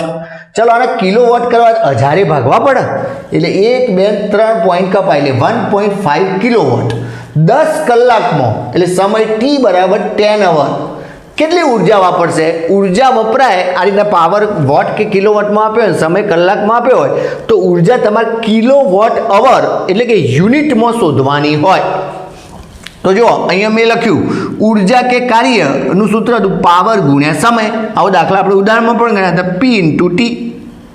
અહીંયા પાવર કિલોવોટમાં લેવાનો 1.5 કિલોવોટ અને સમય 10 અવર. તો જો એકમ બન્યો કિલોવોટ અવર, તો આ 10 અહીંયા ગુણાકારમાં જાય તો 15 થઈ જાય, તો 15 કિલોવોટ અવર અથવા તો 15 યુનિટ ઉર્જા વપરાઈ કહેવાય, બરાબર. 15 યુનિટ ઉર્જા વપરાઈ કહેવાય. તો સહેલો જ દાખલો છે. હવે સ્વાધ્યાયનો દાખલા નંબર 15. અહીંયા કીધું છે કે જ્યારે આપણે સાદા લોલકને એક છેડે લઈ જઈને છોડી દઈએ, સાદું લોલક છે ને એક દોરી હોય, લંગીચ્યું હોય ને એના જેવું દોરી હોય ને દોરીના નીચે તમે પથરો વધો છો, એને બદલે એકદમ ગોળો હોય, નક્કર ગોળો, લખોટી જેવો નક્કર ગોળો, એને કહેવાય નાની દળદાર વસ્તુ, નાની દળદાર ગોળાકાર વસ્તુ. એક છેડે લઈ જઈને છોડી દઈએ. હવે એને કોઈ આધાર સાથે બાંધેલો છે દોરીથી, તો શરૂઆતમાં એ દળદાર દોરી ઓમ હોય તણાયેલી સ્થિતિમાં અને નીચે નાની દળદાર વસ્તુ લટકતી હોય. હવે એને પકડી અને તમે ઓમ લાવી અને પછી છોડી દો, તો એ શું કરશે? ઓમ ઓમ ઓમ ઓમ ઓમ, અને પછી થોડી વાર પછી આમ ઊભી રહેશે. આ તો તમને અનુભવ છે, આનો તમે પ્રયોગ પણ કરશો, બરાબર. છોડી દઈએ તો એ દોલન કરે છે, આમ આમ થવું એને દોલન કરે કહેવાય, બરાબર. આ ઘટનામાં થતા ઉર્જાના રૂપાંતરણ ચર્ચો. તો આવું થવા દરમિયાન ઉર્જાના રૂપાંતરણો કેવા કેવા થાય છે એ ચર્ચા કરવાની છે. લોલક થોડા સમય બાદ સ્થિર અવસ્થામાં, આપણે કીધું કે થોડી વાર પછી એ તો સ્થિર થઈ જશે, તો સ્થિર અવસ્થામાં આવી જાય. આ સ્થિતિમાં એની ઉર્જાનું શું થાય? એની ઉર્જાનું શું થાય? શું એ ઉર્જા સંરક્ષણના નિયમનું ઉલ્લંઘન કરે? જો તમારા આખા ધોરણમાં ઉર્જા સંરક્ષણના નિયમનું ઉલ્લંઘન થાય તો કહી દેવાનું કે નાશ થાય, ઉર્જા સંરક્ષણના નિયમનું ઉલ્લંઘન થાય નહીં, બરાબર. તો આ ઉર્જા સંરક્ષણ નિયમ વ્યાપક અને સાર્વત્રિક છે, એટલે એનું ઉલ્લંઘન કરે એવી કોઈ ઘટના બનતી નથી, બરાબર. હવે સાદું લોલક કોને કહેવાય? તો આ તમારા નોલેજ માટે આ તમારા 11મા ધોરણમાં આવશે, છતાં પણ મેં અહીંયા વ્યાખ્યા લખી છે, બરાબર. કે અવગણ્ય દરવાળી જે દોરી હોય ને અત્યંત પાતળી લેવાય, દોરીના બદલે કોઈ મોટો રોઢવો લે ને, રોઢવો પેલા કૂવામાં ઉતરવા માટે એને તો દળ હોય ભાઈ, ખાસું બધું દળ હોય, એવું નહીં. આપણે પેલી દરજીભાઈની દોરી હોય ને એવી પાતળી દોરી લેવાની, એટલે એનું દળ કશું ના હોય, મામૂલી હોય. અવગણ્ય દળવાળી દોરીના છેડે લટકતી અને એક જ ઉર્ધ્વ તલમાં દોલિત થતા. જો આ ઓમ ઓમ થાય ને, ઓમ ઓમ એટલે એ કયું તલ કહેવાય? આર્ય તલ. એટલે આ પાટિયાવાળું તલ કહેવાય. અહીંયા હોય તો અહીંયા આપણે પેલો ફોટો બતાવે તો આમ ઓમ થાય કે ના થાય? તો એને એક જ ઉર્ધ્વ તલ કહેવાય. સમતલ, તલ એટલે સમતલ. એક જ ઉર્ધ્વ તલમાં દોલિત થતી નાની દળદાર વસ્તુ અથવા તો પદાર્થની રચનાને સાદું લોલક કહે છે. અવગણ્ય દળવાળી, દોરીના છેડે લટકતી અને એક જ ઉર્ધ્વ તલમાં દોલિત થતી નાની દળદાર વસ્તુની અથવા તો પદાર્થની રચનાને સાદું લોલક કહે છે. આ વ્યાખ્યા અત્યારે તમે યાદ રાખજો, કારણ કે આનો તમારા આગળના ધોરણોમાં 11મા ધોરણમાં ઉપયોગ આવવાનો છે. માટે જો અહીંયા મેં સાદા લોલકની એક પરિસ્થિતિ બતાવી છે કે જો આ કોઈ આધાર છે, સપોર્ટ, બરાબર, અને આ દોરી છે.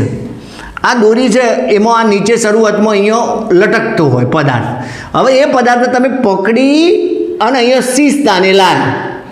હવે સી સ્થાને લાવીને તમે છોડી દો ને એટલે શું કરશે? એ પહેલાં ઓમ જશે, આટલા સુધી આવશે, અમુક લિમિટ આવે, લિમિટ આવે પછી ત્યાંથી બાજુ પાછું આવો, વળી પાછું ઓમ જાય, ઓમ જાય, આવું આવું થયા જાય. તો વધારે વધારે ઓમ જેમ જાય ને એને કહેવાય એનું અંતિમ બિંદુ, અંત્ય બિંદુ, લાસ્ટ પોઈન્ટ.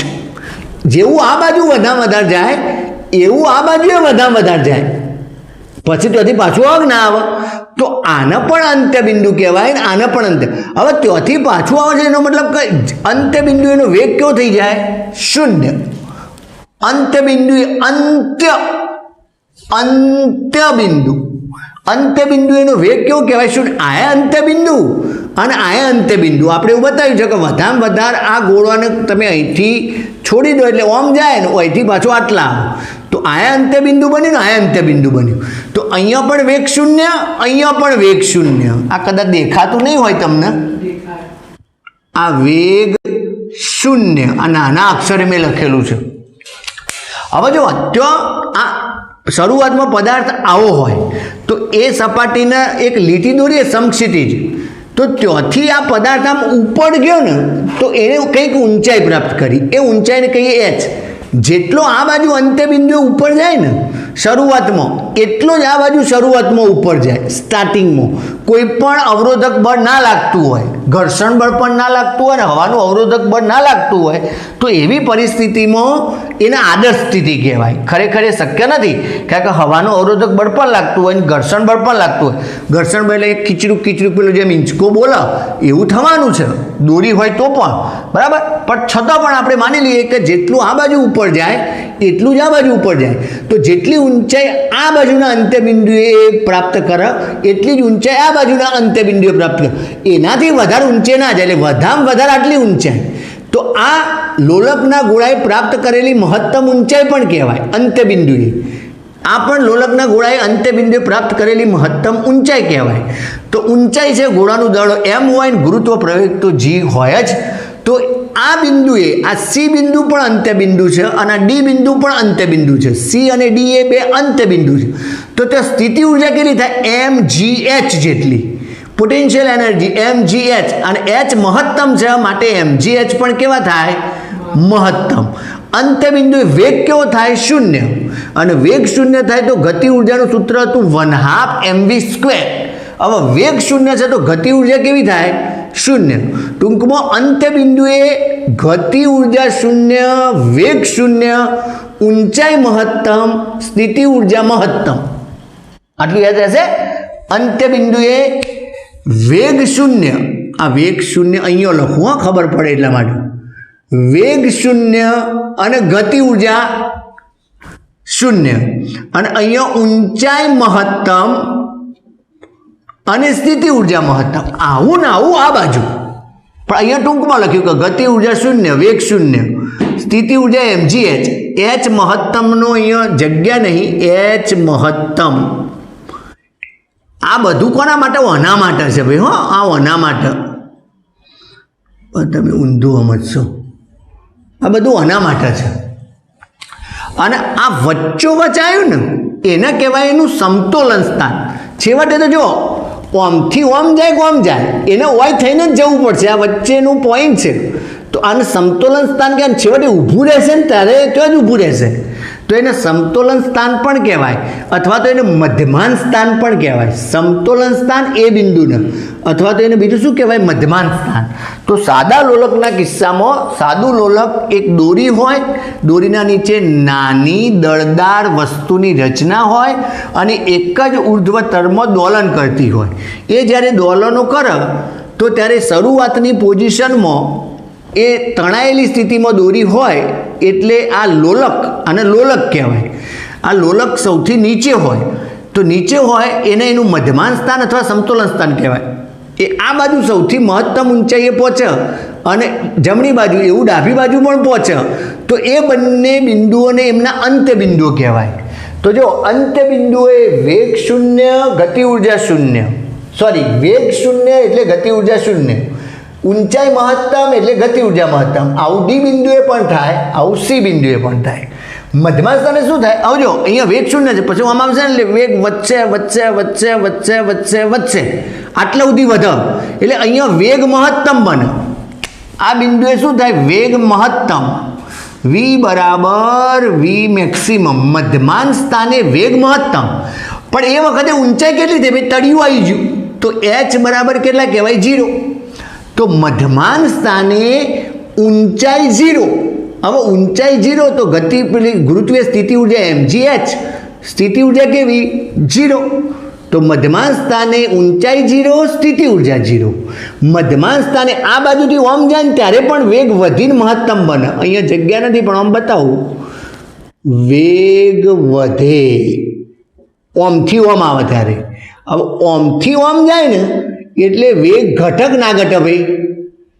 વળી પાછો ઓમથી ઓમ આવે ને એટલે વેગ શું થાય? વધે. હવે આ તો સામાન્ય બુદ્ધિ વાપરવાની છે મિત્રો. વળી પાછો ઓમથી ઓમ જાય ને એટલે વેગ ઘટ. તો જો ઓમથી ઓમ જાય એટલે વેગ ઘટ ઘટ ઘટ ઘટ શૂન્ય. પછી ઓમ આવે એટલે વેગ વધે વધે વધે વધે મહત્તમ. પછી પાછું ઓમ જાય એટલે વેગ ઘટ ઘટ ઘટ શૂન્ય. પછી પાછું ઓમથી ઓમ જાય એટલે વેગ વધે વધે મહત્તમ. તો વચ્ચે વેગ મહત્તમ, ઓમ જતો ઘટે, ઓમ જતો ઘટે, ઓમ જતો વધે અને ઓમ જતો વધે.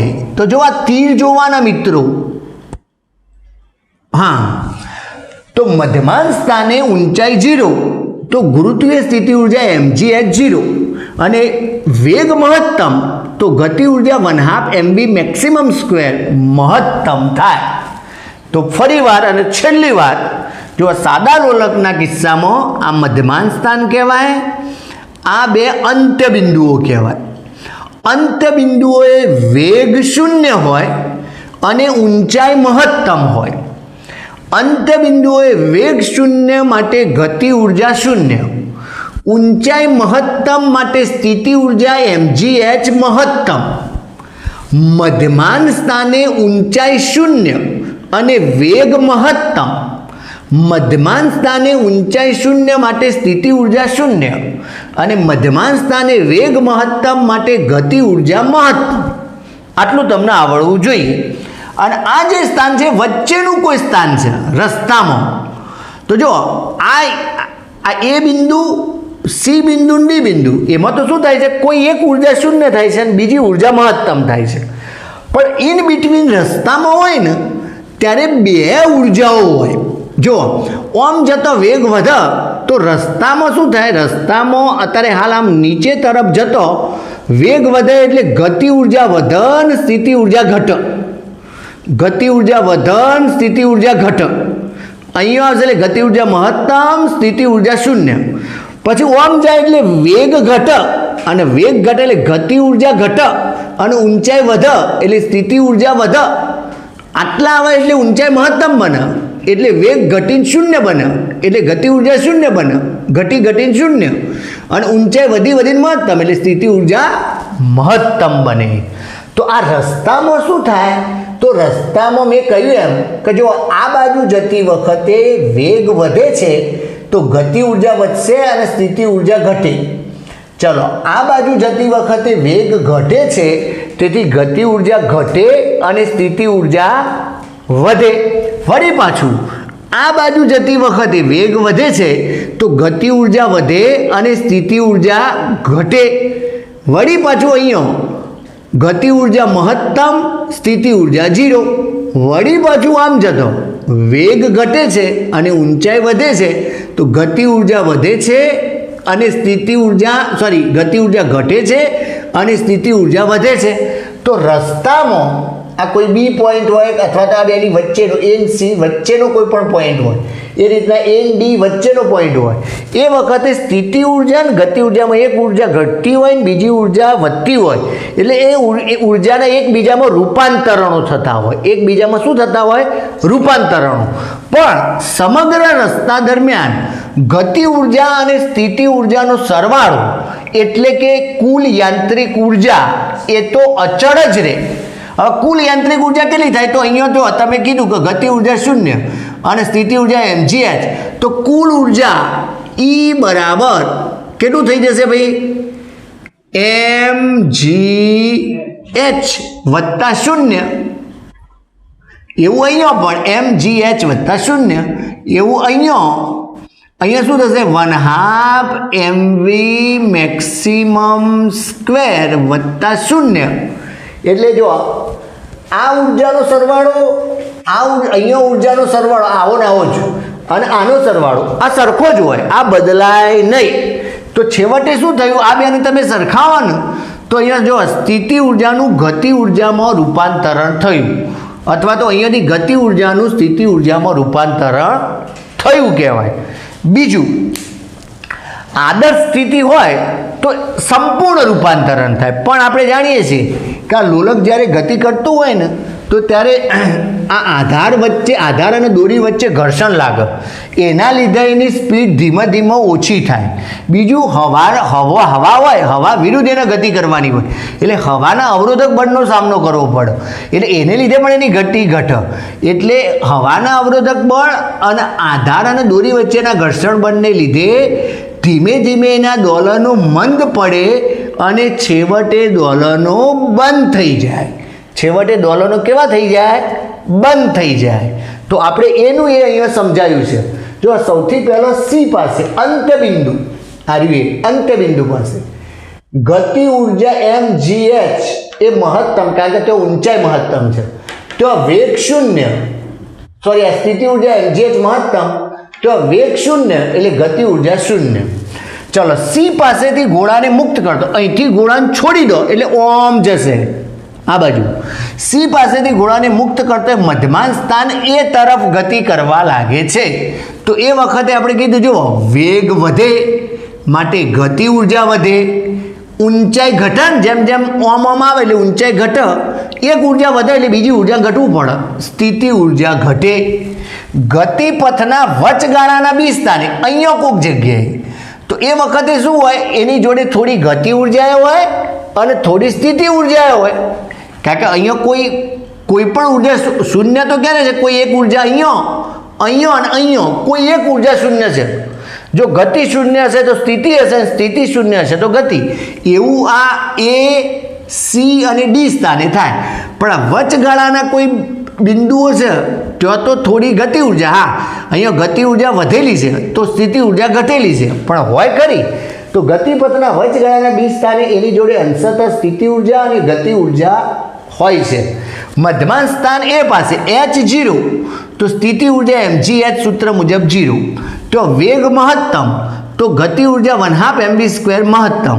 તો અહીં સ્થિતિ ઉર્જાનું મોટે ભાગે, જો આ મોટે ભાગે એટલા માટે લખ્યું છે કે પેલું અવરોધક બળ છે ને એટલે સંપૂર્ણ રૂપાંતરણ ના થાય, પણ મોટે ભાગે ગતિ ઉર્જામાં રૂપાંતરણ થયું, સ્થિતિ ઉર્જાનું ગતિ ઉર્જામાં. હવે એથી ડી તરફ આમ, તો વેગ ઘટે એટલે ગતિ ઉર્જા ઘટે, ઊંચાઈ વધે એટલે સ્થિતિ ઉર્જા વધે. તો વેગ ઘટે એટલે ગતિ ઉર્જા ઘટે, ઊંચાઈ વધે એટલે સ્થિતિ ઉર્જા વધે.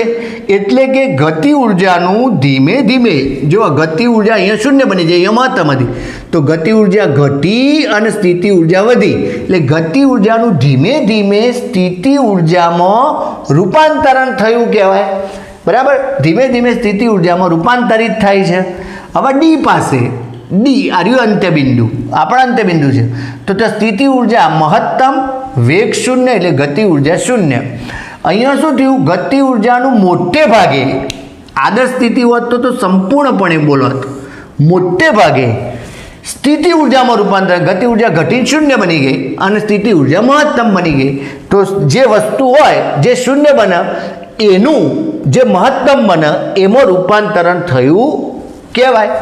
ચલો, રૂપાંતરણ થયું. આમ સાદું લોલક જ્યારે અંત્ય બિંદુઓ સી અને ડી વચ્ચે દોલનો કરે, આના વચમાં દોલનો કરે, ત્યારે સ્થિતિ ઉર્જા અને ગતિ ઉર્જાના એકબીજામાં રૂપાંતરણ, આપણે કીધું કે એક ઉર્જા વધે બીજી ઉર્જા ઘટે, એટલે સતત એકબીજામાં રૂપાંતરણો થાય. પણ એમનો સરવાળો એટલે કે કુલ યાંત્રિક ઉર્જા ઈ બરાબર ગતિ ઉર્જા વત્તા સ્થિતિ ઉર્જા તો અચળ જ રહે. ઉર્જા સંરક્ષણના નિયમનું ઉલ્લંઘન કરી શકે નહીં. સાદા લોલકની ગતિ દરમિયાન એની ઉર્જા, પેલું કેમ આપણે કીધું કે ભાઈ ધીમે ધીમે દોલનો બંધ થઈ જાય છે, તો સાદા લોલકની ગતિ દરમિયાન એની ઉર્જા દળ આધાર પાસે અહીંયા ઉદ્ભવતું ઘર્ષણ બળ, દળ આધાર પાસે ઉદ્ભવતા આધાર પાસેના ઘર્ષણ બળ અને હવાના ઘર્ષણ બળ વિરુદ્ધ ગતિ કરવામાં ઉર્જા ખર્ચાય. બરાબર, જે ઉષ્મા ઉર્જા રૂપે વિખેરણ પામે. એટલે ધીમે ધીમે જેમ જેમ સમય પસાર થાય એમ એમ એની ઉર્જા ઘટતી જાય અને અંતે ઉર્જા શૂન્ય બને. તેથી સાદું લોલક સ્થિર અવસ્થામાં આવે છે. પણ અહીં ઉર્જા સંરક્ષણના નિયમનું ઉલ્લંઘન થતું નથી. બરાબર, પ્રશ્ન લાંબો છે પરંતુ તમે સમજજો. ભલે તમે આખો પ્રશ્ન તૈયાર ના કરો તો ચાલશે, આ આકૃતિ મોટી દોરીને તમારે સમજી લેવાની કે આ જગ્યાએ આવું થાય. આ તીર પણ દોરવાનો વેગનો, ઓમ જતો વેગનું શું થાય, ઓમ જતો શું થાય ને ઓમ જતો. આ આવડવું જો, આકૃતિ આવડવી જોઈએ ખાસ. બરાબર, ઓકે. આજે આપણે આટલું રાખીએ છીએ.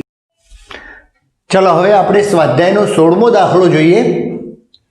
16મા દાખલાની રકમ, સ્મોલ એમ દળ ધરાવતો પદાર્થ એક અચળ વેગ વીથી ગતિમાન છે. એટલે શરૂઆતમાં એનો વેગ આપ્યો છે સ્મોલ વી, એટલે એનો પ્રારંભિક વેગ પણ કહેવાય. પ્રારંભિક વેગ સ્મોલ વી છે. પદાર્થે કેટલું કાર્ય કરવું જોઈએ કે જેથી તે સ્થિર સ્થિતિમાં આવે?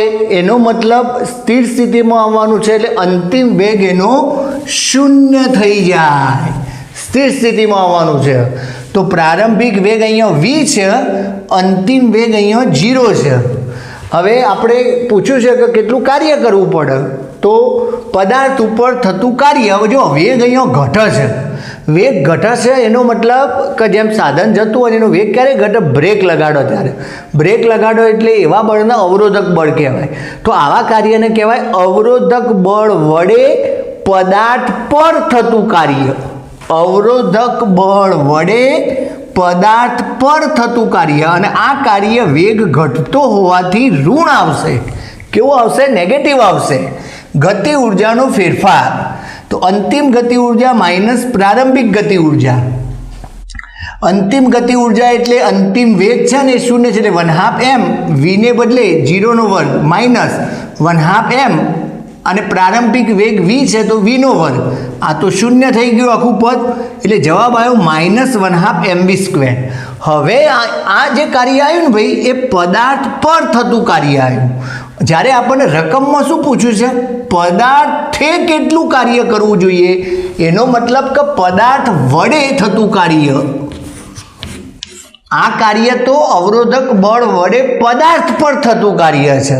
આપણે કયું કાર્ય શોધવાનું છે? પદાર્થ વડે થતું કાર્ય. એટલે એક્ઝેક્ટ આટલું જ કાર્ય પદાર્થ પોઝિટિવ કરશે. કેટલું કરશે? પોઝિટિવ. છતાં પણ અમુક મુદ્દાની આપણે ચર્ચા કરીએ કે ભાઈ અહીંયા ઋણ નિશાની એવું દર્શાવે છે કે અવરોધક બળ લાગી રહ્યું છે, અને અવરોધક બળ ગતિની વિરુદ્ધમાં હોય. અવરોધક બળ ગતિની વિરુદ્ધમાં હોય ત્યારે જ વેગ ઘટીને શૂન્ય બને. એટલે કે ગતિ ઉર્જા, વેગ ઘટીને શૂન્ય બને તો ગતિ ઉર્જા પણ શૂન્ય થાય. જો અંતિમ ગતિ ઉર્જા શૂન્ય થઈ ગઈ અહીંયા, તો વેગ ઘટીને શૂન્ય બને એટલે ગતિ ઉર્જા પણ ઘટીને શૂન્ય બને. અહીંયા પદાર્થ પોતાની ગતિ ઉર્જા 1/2 mv² એ અવરોધક બળ વિરુદ્ધ વાપરી અને અંતે સ્થિર સ્થિતિમાં આવે છે. એટલે આપણને જે પૂછ્યું છે પદાર્થ વડે પદાર્થ વડે થતું કાર્ય એ આટલું જ કાર્ય પણ પોઝિટિવ કાર્ય. કેવું કાર્ય? પોઝિટિવ કાર્ય. 1/2 mv². તો આ ખાસ તમારે ધ્યાન રાખવાનું છે. આ કાર્યને કહેવાય પદાર્થ પર થતું કાર્ય. કોના વડે થાય? પેલા બ્રેકિંગ ફોર્સ, અવરોધક બળ વડે પદાર્થ પર થતું કાર્ય. અહીંયા શું કીધું છે? પદાર્થે કેટલું કાર્ય કરવું જોઈએ, એટલે કે પદાર્થ વડે કેટલું કાર્ય થાય. તો અવરોધક બળ વડે જેટલું કાર્ય થાય એક્ઝેક્ટ એની વિરુદ્ધમાં પદાર્થ વડે કાર્ય થાય તો જ પરિણામી શૂન્ય બને. એટલે આ માઇનસ છે તો આ પ્લસ થાય. બરાબર. બીજો એક મુદ્દો કે જો અહીંયા અવરોધક બળના બદલે અવરોધક બળ ના લાગતું હોત અને ગતિની દિશામાં બળ લાગતું હોય, એટલે સાધનને આપણે બ્રેક ના મારીએ અને રેસ આપીએ તો ગતિની દિશામાં બળ આપ્યું કહેવાય. તો બળ અને સ્થાનાંતર બે એક દિશામાં આવો તો વેગ વધે તો ગતિ ઉર્જા વધે. ગતિ ઉર્જા વધે એટલે એવું કહેવાય કે અંતિમ ગતિ ઉર્જા એ પ્રારંભિક ગતિ ઉર્જા કરતો વધારે છે. અંતિમ ગતિ ઉર્જા પ્રારંભિક ગતિ ઉર્જા કરતો વધારે છે. તો તમે અંતિમ માઇનસ પ્રારંભિકની બાદબાકી લો ને તો તમારો જવાબ ધન આવે. એટલે કે એવા કિસ્સામાં કાર્ય તમને ધન મળશે. અહીંયા શું થયું? અંતિમ ગતિ ઉર્જા શૂન્ય એટલે ઓછી છે પ્રારંભિક ગતિ ઉર્જા કરતો, એટલે અંતિમ માઇનસ પ્રારંભિક કરો એટલે આ કાર્ય ઋણ આવ્યું. પણ જો બાહ્ય બળ લાગતું હોત ગતિની દિશામાં તો અંતિમ ગતિ ઉર્જા પ્રારંભિક ગતિ ઉર્જા કરતો વધુ થોત અને એવા કિસ્સામાં બાહ્ય બળ વડે થતું કાર્ય ધન બને. આ તમારી જાણકારી માટે છે. આ પૂછ્યું નથી તમને, આ તો એક્સ્ટ્રા જાણકારી માટે છે. આ તમારે લખવાનું નથી, પ્રશ્ન પૂછાઈ દો, પણ આ તમને ખબર હોવી જોઈએ. ચલો, સ્વાધ્યાયનો દાખલા નંબર 17. 1500 કિલોગ્રામ દ્રવ્યમાનની કાર કે જે 60 કિલોમીટર પ્રતિ કલાકના વેગથી ગતિ કરી રહી છે એને રોકવા. ચલો, રોકવાની હોય એટલે અંતિમ વેગ શૂન્ય થઈ જાય ને, એટલે અહીંયા પણ કાર્ય નેગેટિવ મળશે. સમજણ પડી? અંતિમ વેગ શૂન્ય થઈ ગયું તો આ જે વેગ છે એનું પ્રારંભિક વેગ કહેવાય. યુ બરાબર 60 કિલોમીટર પ્રતિ કલાક. તો એને રોકવા કરવા પડતા કાર્યની ગણતરી. તો સૂત્ર તો આનું આ જ કે કાર્ય બરાબર ગતિ ઉર્જાનો ફેરફાર બરાબર અંતિમ ગતિ ઉર્જા માઇનસ પ્રારંભિક ગતિ ઉર્જા. પરંતુ અહીંયા જે ડેટા આપ્યા છે આપણે લખીએ. દળ આપ્યું છે m બરાબર 1500 કિલોગ્રામ, પ્રારંભિક વેગ u આપ્યો છે 60 કિલોમીટર પ્રતિ કલાક, એના મીટર પ્રતિ સેકન્ડ કરવા 5/18 ગુણવાના. ચલો, 6 એ છેદ ઉઠશે તો 6 એ નીચે 6 તરી 18 અને 6 દાન 60, 10 × 50/3 થશે. એટલે 50/3 મીટર પ્રતિ સેકન્ડ એ પદાર્થનો પ્રારંભિક વેગ થયો. અને પછી તો એને રોકવાની વાત છે, એને રોકવાનો છે. રોકવાનો એટલે અંતિમ વેગ શૂન્ય થઈ ગયું. ચલો, તો કારને રોકવા કરવું પડતું કાર્ય, તો એ કાર્ય નેગેટિવ થશે. કાર આમ જાય છે તો એને રોકવા આ બાજુ બળ લગાડવું પડશે. એવા બળને અવરોધક બળ કહેવાય. એટલે અહીંયા જે ઋણ નિશાની આવશે અવરોધક બળનું સૂચન કરે છે એમ કહેવાય. પરિણામે શું થાય? વેગ ઘટીને શૂન્ય બને છે, અથવા તો શું બોલાય? ગતિ ઉર્જા ઘટીને શૂન્ય બને છે. જે આપણે આ દાખલામાં બોલ્યા હતા એવું ને એવું. તો કારને રોકવા પદાર્થ તરીકે અહીંયા કાર છે. ગતિ ઉર્જાનો ફેરફાર અંતિમ ગતિ ઉર્જા માઇનસ પ્રારંભિક ગતિ ઉર્જા. ચલો, અહીંયા તો બંને વેગ આપેલા છે એટલે 1/2 mv² માઇનસ 1/2 mu². અહીંયા અંતિમ વેગ છે એ શૂન્ય આપેલો છે. ચલો, પહેલાં બંનેમાંથી આપણે 1/2 m કોમન કાઢ્યા, v² માઇનસ u². ચલો, m એટલે 1500 આપેલા છે ભાગ્યા 2 છે. ચલો, અંતિમ વેગ 0 છે એટલે 0, આ માઇનસના માઇનસ. u એટલે 50/3 છે અને એનો વર્ગ છે એટલે આ 1500/2 એનો ભાગાકાર થશે 750. ચલો, 50 × 50 એટલે પાયો 25, 2500 થશે અને ભાગાકારમાં 3 તરી 9 થશે. આ કેટલા થશે? 9 થશે. 3નો વર્ગ થાય ને એટલે આ થશે 9. ચલો, હવે તમે આનો ગુણાકાર અને ભાગાકાર કરશો ને એટલે તમને જવાબ માઇનસમાં મળશે. એકમ, દશક, 100, 1000, 10 લાખ, 2,08,333.3 જૂલ. ઋણ નિશાની કાર પર અવરોધક બળ લાગે છે માટેની છે. બરાબર. ઋણ નિશાની આવે એટલે આવું વાક્ય લખી દેવાનું. ચલો, હવે સ્વાધ્યાયનો દાખલા નંબર 18. સ્વાધ્યાયના દાખલા નંબર 18ની રકમ નીચે આપેલ દરેક સ્થિતિ માટે એમ દ્રવ્યમાનના પદાર્થ પર એક બળ F લાગી રહ્યું છે. અહીંયા જુદી જુદી 3 સ્થિતિ આપી છે તમને આકૃતિમાં અને દરેક ઉપર બળ લાગી રહ્યું છે. જો પહેલા પદાર્થ ઉપર ઉર્ધ્વ દિશામાં બળ લાગી રહ્યું છે, બીજા પદાર્થ ઉપર અહીંયા જમણી બાજુ સમક્ષિતિજ દિશામાં બળ લાગી રહ્યું છે, ચોથા પદાર્થ ઉપર ડાબી બાજુ સમક્ષિતિજ દિશામાં ત્રીજા પદાર્થ ઉપર લાગી રહ્યું છે. બરાબર. સ્થાનાંતરની દિશા પશ્ચિમથી પૂર્વ તરફ છે. હવે સામાન્ય રીતે આપણે ઉત્તર દક્ષિણ પૂર્વ પશ્ચિમ પાટિયામાં બતાવીએ ને એમાં ઉપર ઉત્તર હોય, આને ઉત્તર કહેવાય, આને દક્ષિણ કહેવાય, આને પૂર્વ કહેવાય અને આને પશ્ચિમ કહેવાય.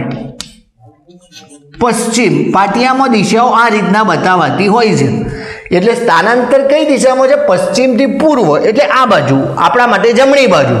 તો સ્થાનાંતર દરેક કિસ્સામાં પશ્ચિમ બાજુ, પશ્ચિમ બાજુ, પશ્ચિમ બાજુ છે. બરાબર. સ્થાનાંતર પૂર્વ બાજુ, પશ્ચિમથી પૂર્વ બાજુ. આ લખ્યું ને, પશ્ચિમથી પૂર્વ તરફ, એટલે દરેક વખતે પૂર્વ તરફ, પૂર્વ તરફ, પૂર્વ તરફ, પૂર્વ તરફ. જે એક લોબા તીરથી દર્શાવેલ છે, સ્થાનાંતરના તીર બતાવ્યા છે. આકૃતિને ધ્યાનપૂર્વક જુઓ અને બતાવો કે દરેક કિસ્સામાં કાર્ય ઋણ હોય, ધન હોય કે શૂન્ય હોય. આપણે આકૃતિ જોઈને કહેવાનું છે કે કાર્ય ધન હોય, ઋણ હોય કે શૂન્ય હોય. હવે જો મિત્રો, આપણે ભણી ગયા કે જ્યારે બળ અને સ્થાનાંતર એક જ દિશામાં, દાખલા તરીકે બળ પણ આ દિશામાં લાગતું હોય અને સ્થાનાંતર પણ એ જ દિશામાં થતું હોય તો કાર્ય ધન મળે. જો બળ આ બાજુ લાગતું હોય અને સ્થાનાંતર આ બાજુ થતું હોય તો કાર્ય ઋણ મળે. એટલે કે બળ અને સ્થાનાંતર વિરુદ્ધ દિશામાં હોય તો કાર્ય ઋણ મળે. અને જો બળ અને સ્થાનાંતર પરસ્પર લંબ હોય તો કાર્ય શૂન્ય મળે. આ તમારે યાદ રાખવાનું છે મિત્રો. બરાબર. તો આપણે એનો જ ઉપયોગ કરીએ છીએ અહીંયા. ચાલો, આ પ્રથમ આકૃતિ માટે બળ ઉપર તરફ લાગી રહ્યું છે અને સ્થાનાંતર જમણી બાજુ લાગી રહ્યું છે. તો અહીંયા બળ અને સ્થાનાંતર વચ્ચે તમે આને લંબાવો આમ અને આના આ તીરને પાછળ લંબાવો તો આનો ખૂણો થઈ જશે 90 ડિગ્રી. તો અહીંયા બળ અને સ્થાનાંતર લંબ છે, માટે કાર્ય કેવું થશે મિત્રો? શૂન્ય થશે. ચલો, બીજા કિસ્સાની વાત કરીએ તો જો બળ પણ જમણી બાજુ એટલે કે પૂર્વ તરફ અને સ્થાનાંતર પણ પૂર્વ તરફ, આ લીટીને તમે લંબાવો તો બંને એક જ દિશામાં છે. બરાબર. બળ અને સ્થાનાંતર સમાંતર છે, એક જ દિશામાં છે. જ્યારે એક દિશામાં હોય ત્યારે કાર્ય કેવું મળશે? ધન મળશે. એક દિશામાં હોય ત્યારે કાર્ય કેવું મળશે? ધન મળશે. આ ત્રીજો કિસ્સો જોઈએ. ત્રીજા કિસ્સામાં આપણને કહ્યું છે સ્થાનાંતર તો દરેક વખતે પૂર્વ દિશામાં છે એટલે આપણા માટે જમણી બાજુ, અને અહીંયા બળ પશ્ચિમ દિશામાં એટલે કે આપણા માટે ડાબી બાજુ. તો બળ અને સ્થાનાંતર આને જોડતી રેખા બતાવો તો બંને પરસ્પર વિરુદ્ધમાં છે. બળ અને સ્થાનાંતર વિરુદ્ધમાં, અને જ્યારે વિરુદ્ધમાં હોય ત્યારે કાર્ય કેવું મળશે? ઋણ મળશે. આ તો માત્ર સમજવા માટે ભાઈ તમને કીધું છે. પછી આવું પરીક્ષામાં દોરવાનું નથી તમારે. આ આકૃતિ ખાલી સમજવા છે. બરાબર. તો આના ઉપરથી તમને આઈડિયા આવી જાય કે કાર્ય ક્યારે ધન બને, ઋણ બને કે શૂન્ય બને. ફરીથી એકવાર કહી દઉં છું, જો બળ અને સ્થાનાંતર પરસ્પર લંબ હોય ને, આમ હોય અથવા તો બળ આમ નીચે તરફ હોય. બરાબર. બળ અને સ્થાનાંતર ટૂંકમાં લંબ થવા જોઈએ, તો લંબ થાય તો કાર્ય શૂન્ય. બળ અને સ્થાનાંતર એક જ દિશામાં થાય તો કાર્ય ધન, અને બળ અને સ્થાનાંતર વિરુદ્ધ દિશામાં થાય તો કાર્ય ઋણ થાય. આ ભૂલવું જોઈએ નહીં. ઓકે. ચલો, હવે આપણે સ્વાધ્યાયનો દાખલા નંબર 19 જોઈએ છીએ. બધાને દેખાય છે મિત્રો? આ સ્વાધ્યાયનો દાખલા નંબર 19. ચલો, સ્વાધ્યાયના દાખલા નંબર 19ની રકમ એવું કહે છે કે સોની કહે છે કે કોઈ પદાર્થનો પ્રવેગ શૂન્ય હોઈ શકે, પછી ભલે તેના પર ઘણા બધા બળ કાર્ય કરી રહ્યા હોય. એટલે સોનીભાઈ એવું કહે છે કે એના ઉપર ઘણા બધા બળ લાગતા હોય ને તો પ્રવેગ શૂન્ય થઈ શકે. આમ તો આપણે એવું પડે બળ ના હોય, બળ 0 તો પ્રવેગ 0. બળ જ ના લાગતું હોય તો પ્રવેગ ના હોય. પણ સોનીભાઈ એવું કહે છે કે ઘણા બધા બળ લાગતા હોય ને તો પણ પ્રવેગ શૂન્ય થઈ શકે. શૂન્ય જ હોય એવું નથી કહેતા, શૂન્ય બની શકે. બરાબર કરી રહ્યા હોય. શું તમે સહમત છો? તો હા, જો ઘણા બધા બળ લાગતા હોય, દાખલા તરીકે આ કોઈ પદાર્થ છે. હવે આ પદાર્થ ઉપર અત્યારે હાલ જમણી બાજુ 50 ન્યૂટનનું બળ લાગે છે, ડાબી બાજુ પણ 50 ન્યૂટનનું બળ લાગે છે. એ રીતના ઉપર તરફ દાખલા તરીકે 30 ન્યૂટનનું બળ લાગે છે અને નીચે તરફ પણ 30 ન્યૂટનનું બળ લાગે છે. તો આ પદાર્થ ઉપર ઘણા બધા બળ લાગ્યા કહેવાય. પણ સામસામા બળો વિરુદ્ધ દિશામાં અને સરખા મૂલ્યના છે, એટલે પરિણામી બળ સામસામેના બળોનું 0 થઈ જાય. એ રીતના ઉપર નીચેના બળો પણ સમાન મૂલ્યના અને વિરુદ્ધ દિશાના છે, તો પરિણામી બળ શૂન્ય થઈ જાય. એટલે કે જો ઘણા બધા બળો લાગતા હોય પરંતુ એ બધા બળોનું પરિણામી બળ શૂન્ય થતું હોય તો બળ શૂન્ય થાય. પણ અહીંયા કેવું બળ? પરિણામી બળ. તો એ પદાર્થનો પ્રવેગ શૂન્ય બની શકે. શૂન્ય જ હોય નહીં પણ શૂન્ય બની શકે. ક્યારે? જ્યારે પરિણામી બળ શૂન્ય હોય ત્યારે. તો જો જ્યારે પદાર્થ પર લાગતા ઘણા બધા બળોનું પરિણામી બાહ્ય બળ શૂન્ય થાય ત્યારે તેનો પ્રવેગ શૂન્ય બને. એક્ઝેક્ટ જ્યારે પરિણામી, જો પરિણામી બાહ્ય બળ શૂન્ય ન થાય તો પછી પ્રવેગ શૂન્ય બને નહીં. જો F બરાબર 0 તો પ્રવેગ બરાબર 0, અને જ્યારે પ્રવેગ 0 ત્યારે વેગ અચળ હોય. આ તમારે સમજવા માટે છે, પરીક્ષામાં લખવાની જરૂર નથી. ચલો સ્વાધ્યાયનો દાખલા નંબર 20. દરેકનો પાવર 500 વોટ હોય એવા 4 સાધનો. જો એક સાધનનો પાવર 500 વોટ છે, એવા કેટલા સાધનો છે? 4. તો પછી 4 સાધનનો પાવર કેટલો થાય? આનો 4 ગણો થાય ને. આ સાધનના પાવરનું પીડેશ નામ આપું 500 બદલે પીડેશ, તો 4નો પાવર સરખો જ છે. તો 4 પીડેશ એ કુલ પાવર બને, એટલે 500 2000 વોટ પાવર થાય. બરાબર. 10 કલાક માટે વાપરવામાં આવે, સમય આપ્યો છે 10 કલાક. તો વપરાતી ઉર્જા kWh અથવા તો યુનિટમાં શોધો. kWh કિલોવોટ અવર અથવા તો યુનિટમાં શોધો. તો જો એક સાધનનો પાવર, એનું નામ મેં આપ્યું પીડેશ, 500 વોટ. તો પછી 4 સાધનનો પાવર એને P વડે દર્શાવું તો 4 ટાઈમ્સ પીડેશ થાય. તો 4 ગુણ્યા 500 એટલે 2000 વોટ. પણ પેલું કિલોવોટ અવરમાં ફેરવવા વોટના કિલોવોટ કરવા પડશે, એટલે આને 1000 ભાગવા પડશે અથવા તો ગુણ્યા 10⁻³ કરવા પડશે. તો આ 1000 ભાગશો એટલે 2 થશે, 2 કિલોવોટ. સમય T આપ્યો છે 10 કલાક, 10 અવર. ચલો, તો 4 સાધનો વડે વપરાતી કુલ ઉર્જા અથવા તો કાર્ય આપણે ભણી ગયા હતા પાવર ગુણ્યા સમય. તો પાવર 2 કિલોવોટ અને સમય 10 અવર, કિલોવોટ અવર. તો આને સાઈડમાં લઈ જઈએ, આ બેનો ગુણાકાર કરીએ, 10 દુ 20 કિલોવોટ અવર. ચલો, આમાંથી કોઈક વાર એવું પૂછે જુલમો ઉર્જા શોધો. આમાંથી કોઈક વાર તમને એવું પૂછે કે જુલમો ઉર્જા શોધો. તો જો અહીંયા હું તમને જુલમો ઉર્જા બતાવું તો અહીંયા વપરાતી ઉર્જા જે તમને આપી હોય, તમારી ઉર્જા કેટલા યુનિટ આવી? 20 યુનિટ. તો 20ના તમે 3.6 ગુણ્યા 10⁶ વડે ગુણો એટલે તમારી જુલમો ઉર્જા આવી જાય ભાઈ. ચલો, 36 દુ 72, 36 દુ 72 એટલે 72 થશે. 72 ગુણ્યા 10⁶, 72 ગુણ્યા 10⁶ જૂલ. આ એક્સ્ટ્રા કે જૂલમાં ઉર્જા પૂછે તો તમારે 3.6 ગુણ્યા 10⁶ વડે ગુણવાના. બરાબર, આવડી જાય. ચલો, હવે આપણે આ પ્રકરણના સ્વાધ્યાયનો છેલ્લો દાખલો જોઈ રહ્યા છીએ. ચલો, બધાને દેખાય છે ભાઈ આ છેલ્લો દાખલો? ઓકે, ચલો છેલ્લો દાખલો. મુક્ત પતન કરતો એક પદાર્થ જમીન પર પડીને સ્થિર થાય છે.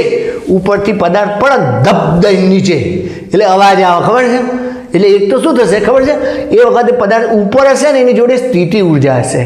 પછી જ્યારે રસ્તામાં ગતિ કરતો હશે ને સ્થિતિ ઉર્જા ઘટન ગતિ ઉર્જા વધ, પછી અથડાય ધડીમ દઈને, એટલે અથડાતી વખતે એની જોડે મેક્સિમમ ગતિ ઉર્જા હોય, પણ મેક્સિમમ ગતિ ઉર્જા પર થોડી વાર પછી ધડીમ દઈને પછી સ્થિર થઈ ગયું, સ્થિર થઈ જાય પછી તો ગતિ ઉર્જા ના રહે, તો પછી એ ગતિ ઉર્જા ગઈ ક્યાં એ જવાબ આપવાનો છે આપણે, બરાબર. તો એની ગતિ ઉર્જાનું શું થશે? બહુ સરસ પ્રશ્ન છે ભાઈ. તો એ જ્યારે અથડાય અને અથડાઈને સ્થિર થઈ જાય એ વખતે શું થાય કે શરૂઆતમાં ઊંચે હતો ને એ વખતે એની જોડે જે સ્થિતિ ઉર્જા હતી ને એને ગુરુત્વીય સ્થિતિ ઉર્જા કહેવાય, અને પદાર્થ પડ્યો રહ્યો હોય. અત્યારે હાલ હું પણ એક પદાર્થ છું, તો મારી સંરચનાને લીધે, મારી ગોઠવણને લીધે મારામાં જે ઉર્જા છે એને પણ સ્થિતિ ઉર્જા કહેવાય. પદાર્થની સંરચના અને અથવા સ્થાનના લીધે જે ઉર્જા હોય એને સ્થિતિ ઉર્જા કહેવાય. તો સંરચના, પદાર્થ નીચે પડે એટલે એનો આકાર થોડો શરૂઆતમાં ટેમ્પરરી દબાય, પદાર્થે દબાઈને નીચે જમીને દબાય તો એની સંરચના સામાન્ય બદલાય.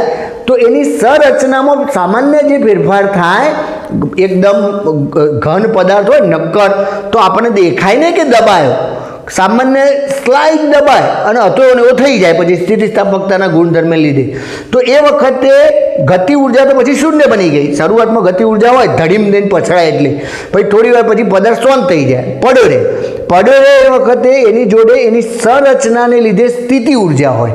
બીજું પેલો અથડાણું, એ વખતે ધ્વનિ ઉર્જા, ધડીમ દઈને અવાજ આવે ને, ધ્વનિ ઉર્જામાં રૂપાંતરણ થયું. તો ગતિ ઉર્જાનું એક સંરચનાને લીધે સ્થિતિ ઉર્જામાં રૂપાંતરણ થયું, એક ધ્વનિ ઉર્જામાં રૂપાંતરણ થયું, અને બીજું એટલો ભાગ ટેમ્પરરી સ્લાઇડ ગરમ થાય એટલે ઉષ્મા ઉર્જામાં પણ વિખેરણ થાય. તો પદાર્થ જ્યારે અથડાય એટલે ગતિ ઉર્જા હોય પણ થોડી વાર પછી સ્થિર થઈ જાય તો એ ગતિ ઉર્જાની જુદી જુદી 3 ઉર્જાઓમાં રૂપાંતરણ થાય.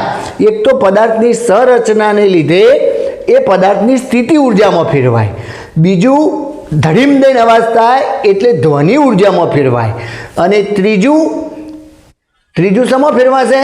એની ઉષ્મા ઉર્જામાં, સામાન્ય ગરમી પેદા થાય, ઉષ્મા ઉર્જામાં વિખેરણ થાય. તો જો ઉષ્મા ઉર્જામાં ફેરવાય, ધ્વનિ ઉર્જામાં ફેરવાય, અને સ્થિતિ ઉર્જા સંરચનાને લગતી એમાં ફેરવાય, સ્થિતિ ઉર્જામાં ફેરવાય. આ 3 ઉર્જાઓમાં ફેરવાય. અહીંયા આપણે સામાન્ય ચર્ચા લખી છે કે જ્યારે પદાર્થ મુક્ત પતન કરે ત્યારે એની ગુરુત્વીય સ્થિતિ ઉર્જા, એ તો આપણે ભણી ગયા ભાઈ, ઉપરથી નીચે આવે એટલે ઊંચાઈ ઘટે એટલે ગુરુત્વીય સ્થિતિ ઉર્જા ઘટે અને ગતિ ઉર્જા વધે. વેગ વધે છે એટલે ગુરુત્વીય સ્થિતિ ઉર્જાનું એ વખતે ગતિ ઉર્જામાં રૂપાંતરણ થઈ રહ્યું છે એવું કહેવાય. એક ઉર્જા ઘટન બીજી ઉર્જા વધે તો જે ઘટતી હોય એનું પેલું વધતી હોય એમાં રૂપાંતરણ થયું કહેવાય. તો ગુરુત્વીય સ્થિતિ ઉર્જાનું ગતિ ઉર્જામાં રૂપાંતરિત થાય છે એમ કહેવાય. પદાર્થ જ્યારે જમીન ઉપર સ્થિર થાય ત્યારે પદાર્થની ગતિ ઉર્જા શેમાં ફેરવાય? તો એક તો ઉષ્મા ઉર્જામાં ફેરવાય, અવાજ આવે એટલે ધ્વનિ ઉર્જામાં ફેરવાય, અને પદાર્થની સંરચનાને લીધે પદાર્થની સ્થિતિ ઉર્જામાં ફેરવાય, જમીનની સ્થિતિ ઉર્જામાં ફેરવાય. અહીંયા લખેલું છે ને ફેરવાય, એટલે ફરીથી લખવા નથી, કારણ પદાર્થમાં વિકૃતિ, અમે કીધું કે સ્લાઇડ દબાય પદાર્થ, ભલે આપણને દેખાય કે ના દેખાય, અને જમીન પણ થોડીક દબાય. તો આ કારણ તમારે આપવું પડે મિત્રો. તો આ સાથે આપણે આ પ્રકરણના બધા જ ઉદાહરણના દાખલા અને બધા જ સ્વાધ્યાયના દાખલા ગણી લીધા છે, બરાબર. તો તમે ઘરે નોટની અંદર બધા જ દાખલા જેમ મેં રકમ લખી અને ગણ્યા છે એમ તમે પણ ગણજો. દાખલા ગણ્યા વગર આવડશે નહીં. ભલે તમારી પરીક્ષામાં દાખલા આવે કે ના આવે, પણ દાખલા આવડતા હશે તો જ 11-12 ધોરણમાં તમને તમારા કોમ્પિટિટિવ એક્ઝામ માટેના MCQ મલ્ટિપલ ચોઇસ ક્વેશ્ચન્સ તમે ક્લિયર કરી શકશો, બરાબર. તો આજનું લેક્ચર આપણે અહીંયા પૂરું કરીએ છીએ.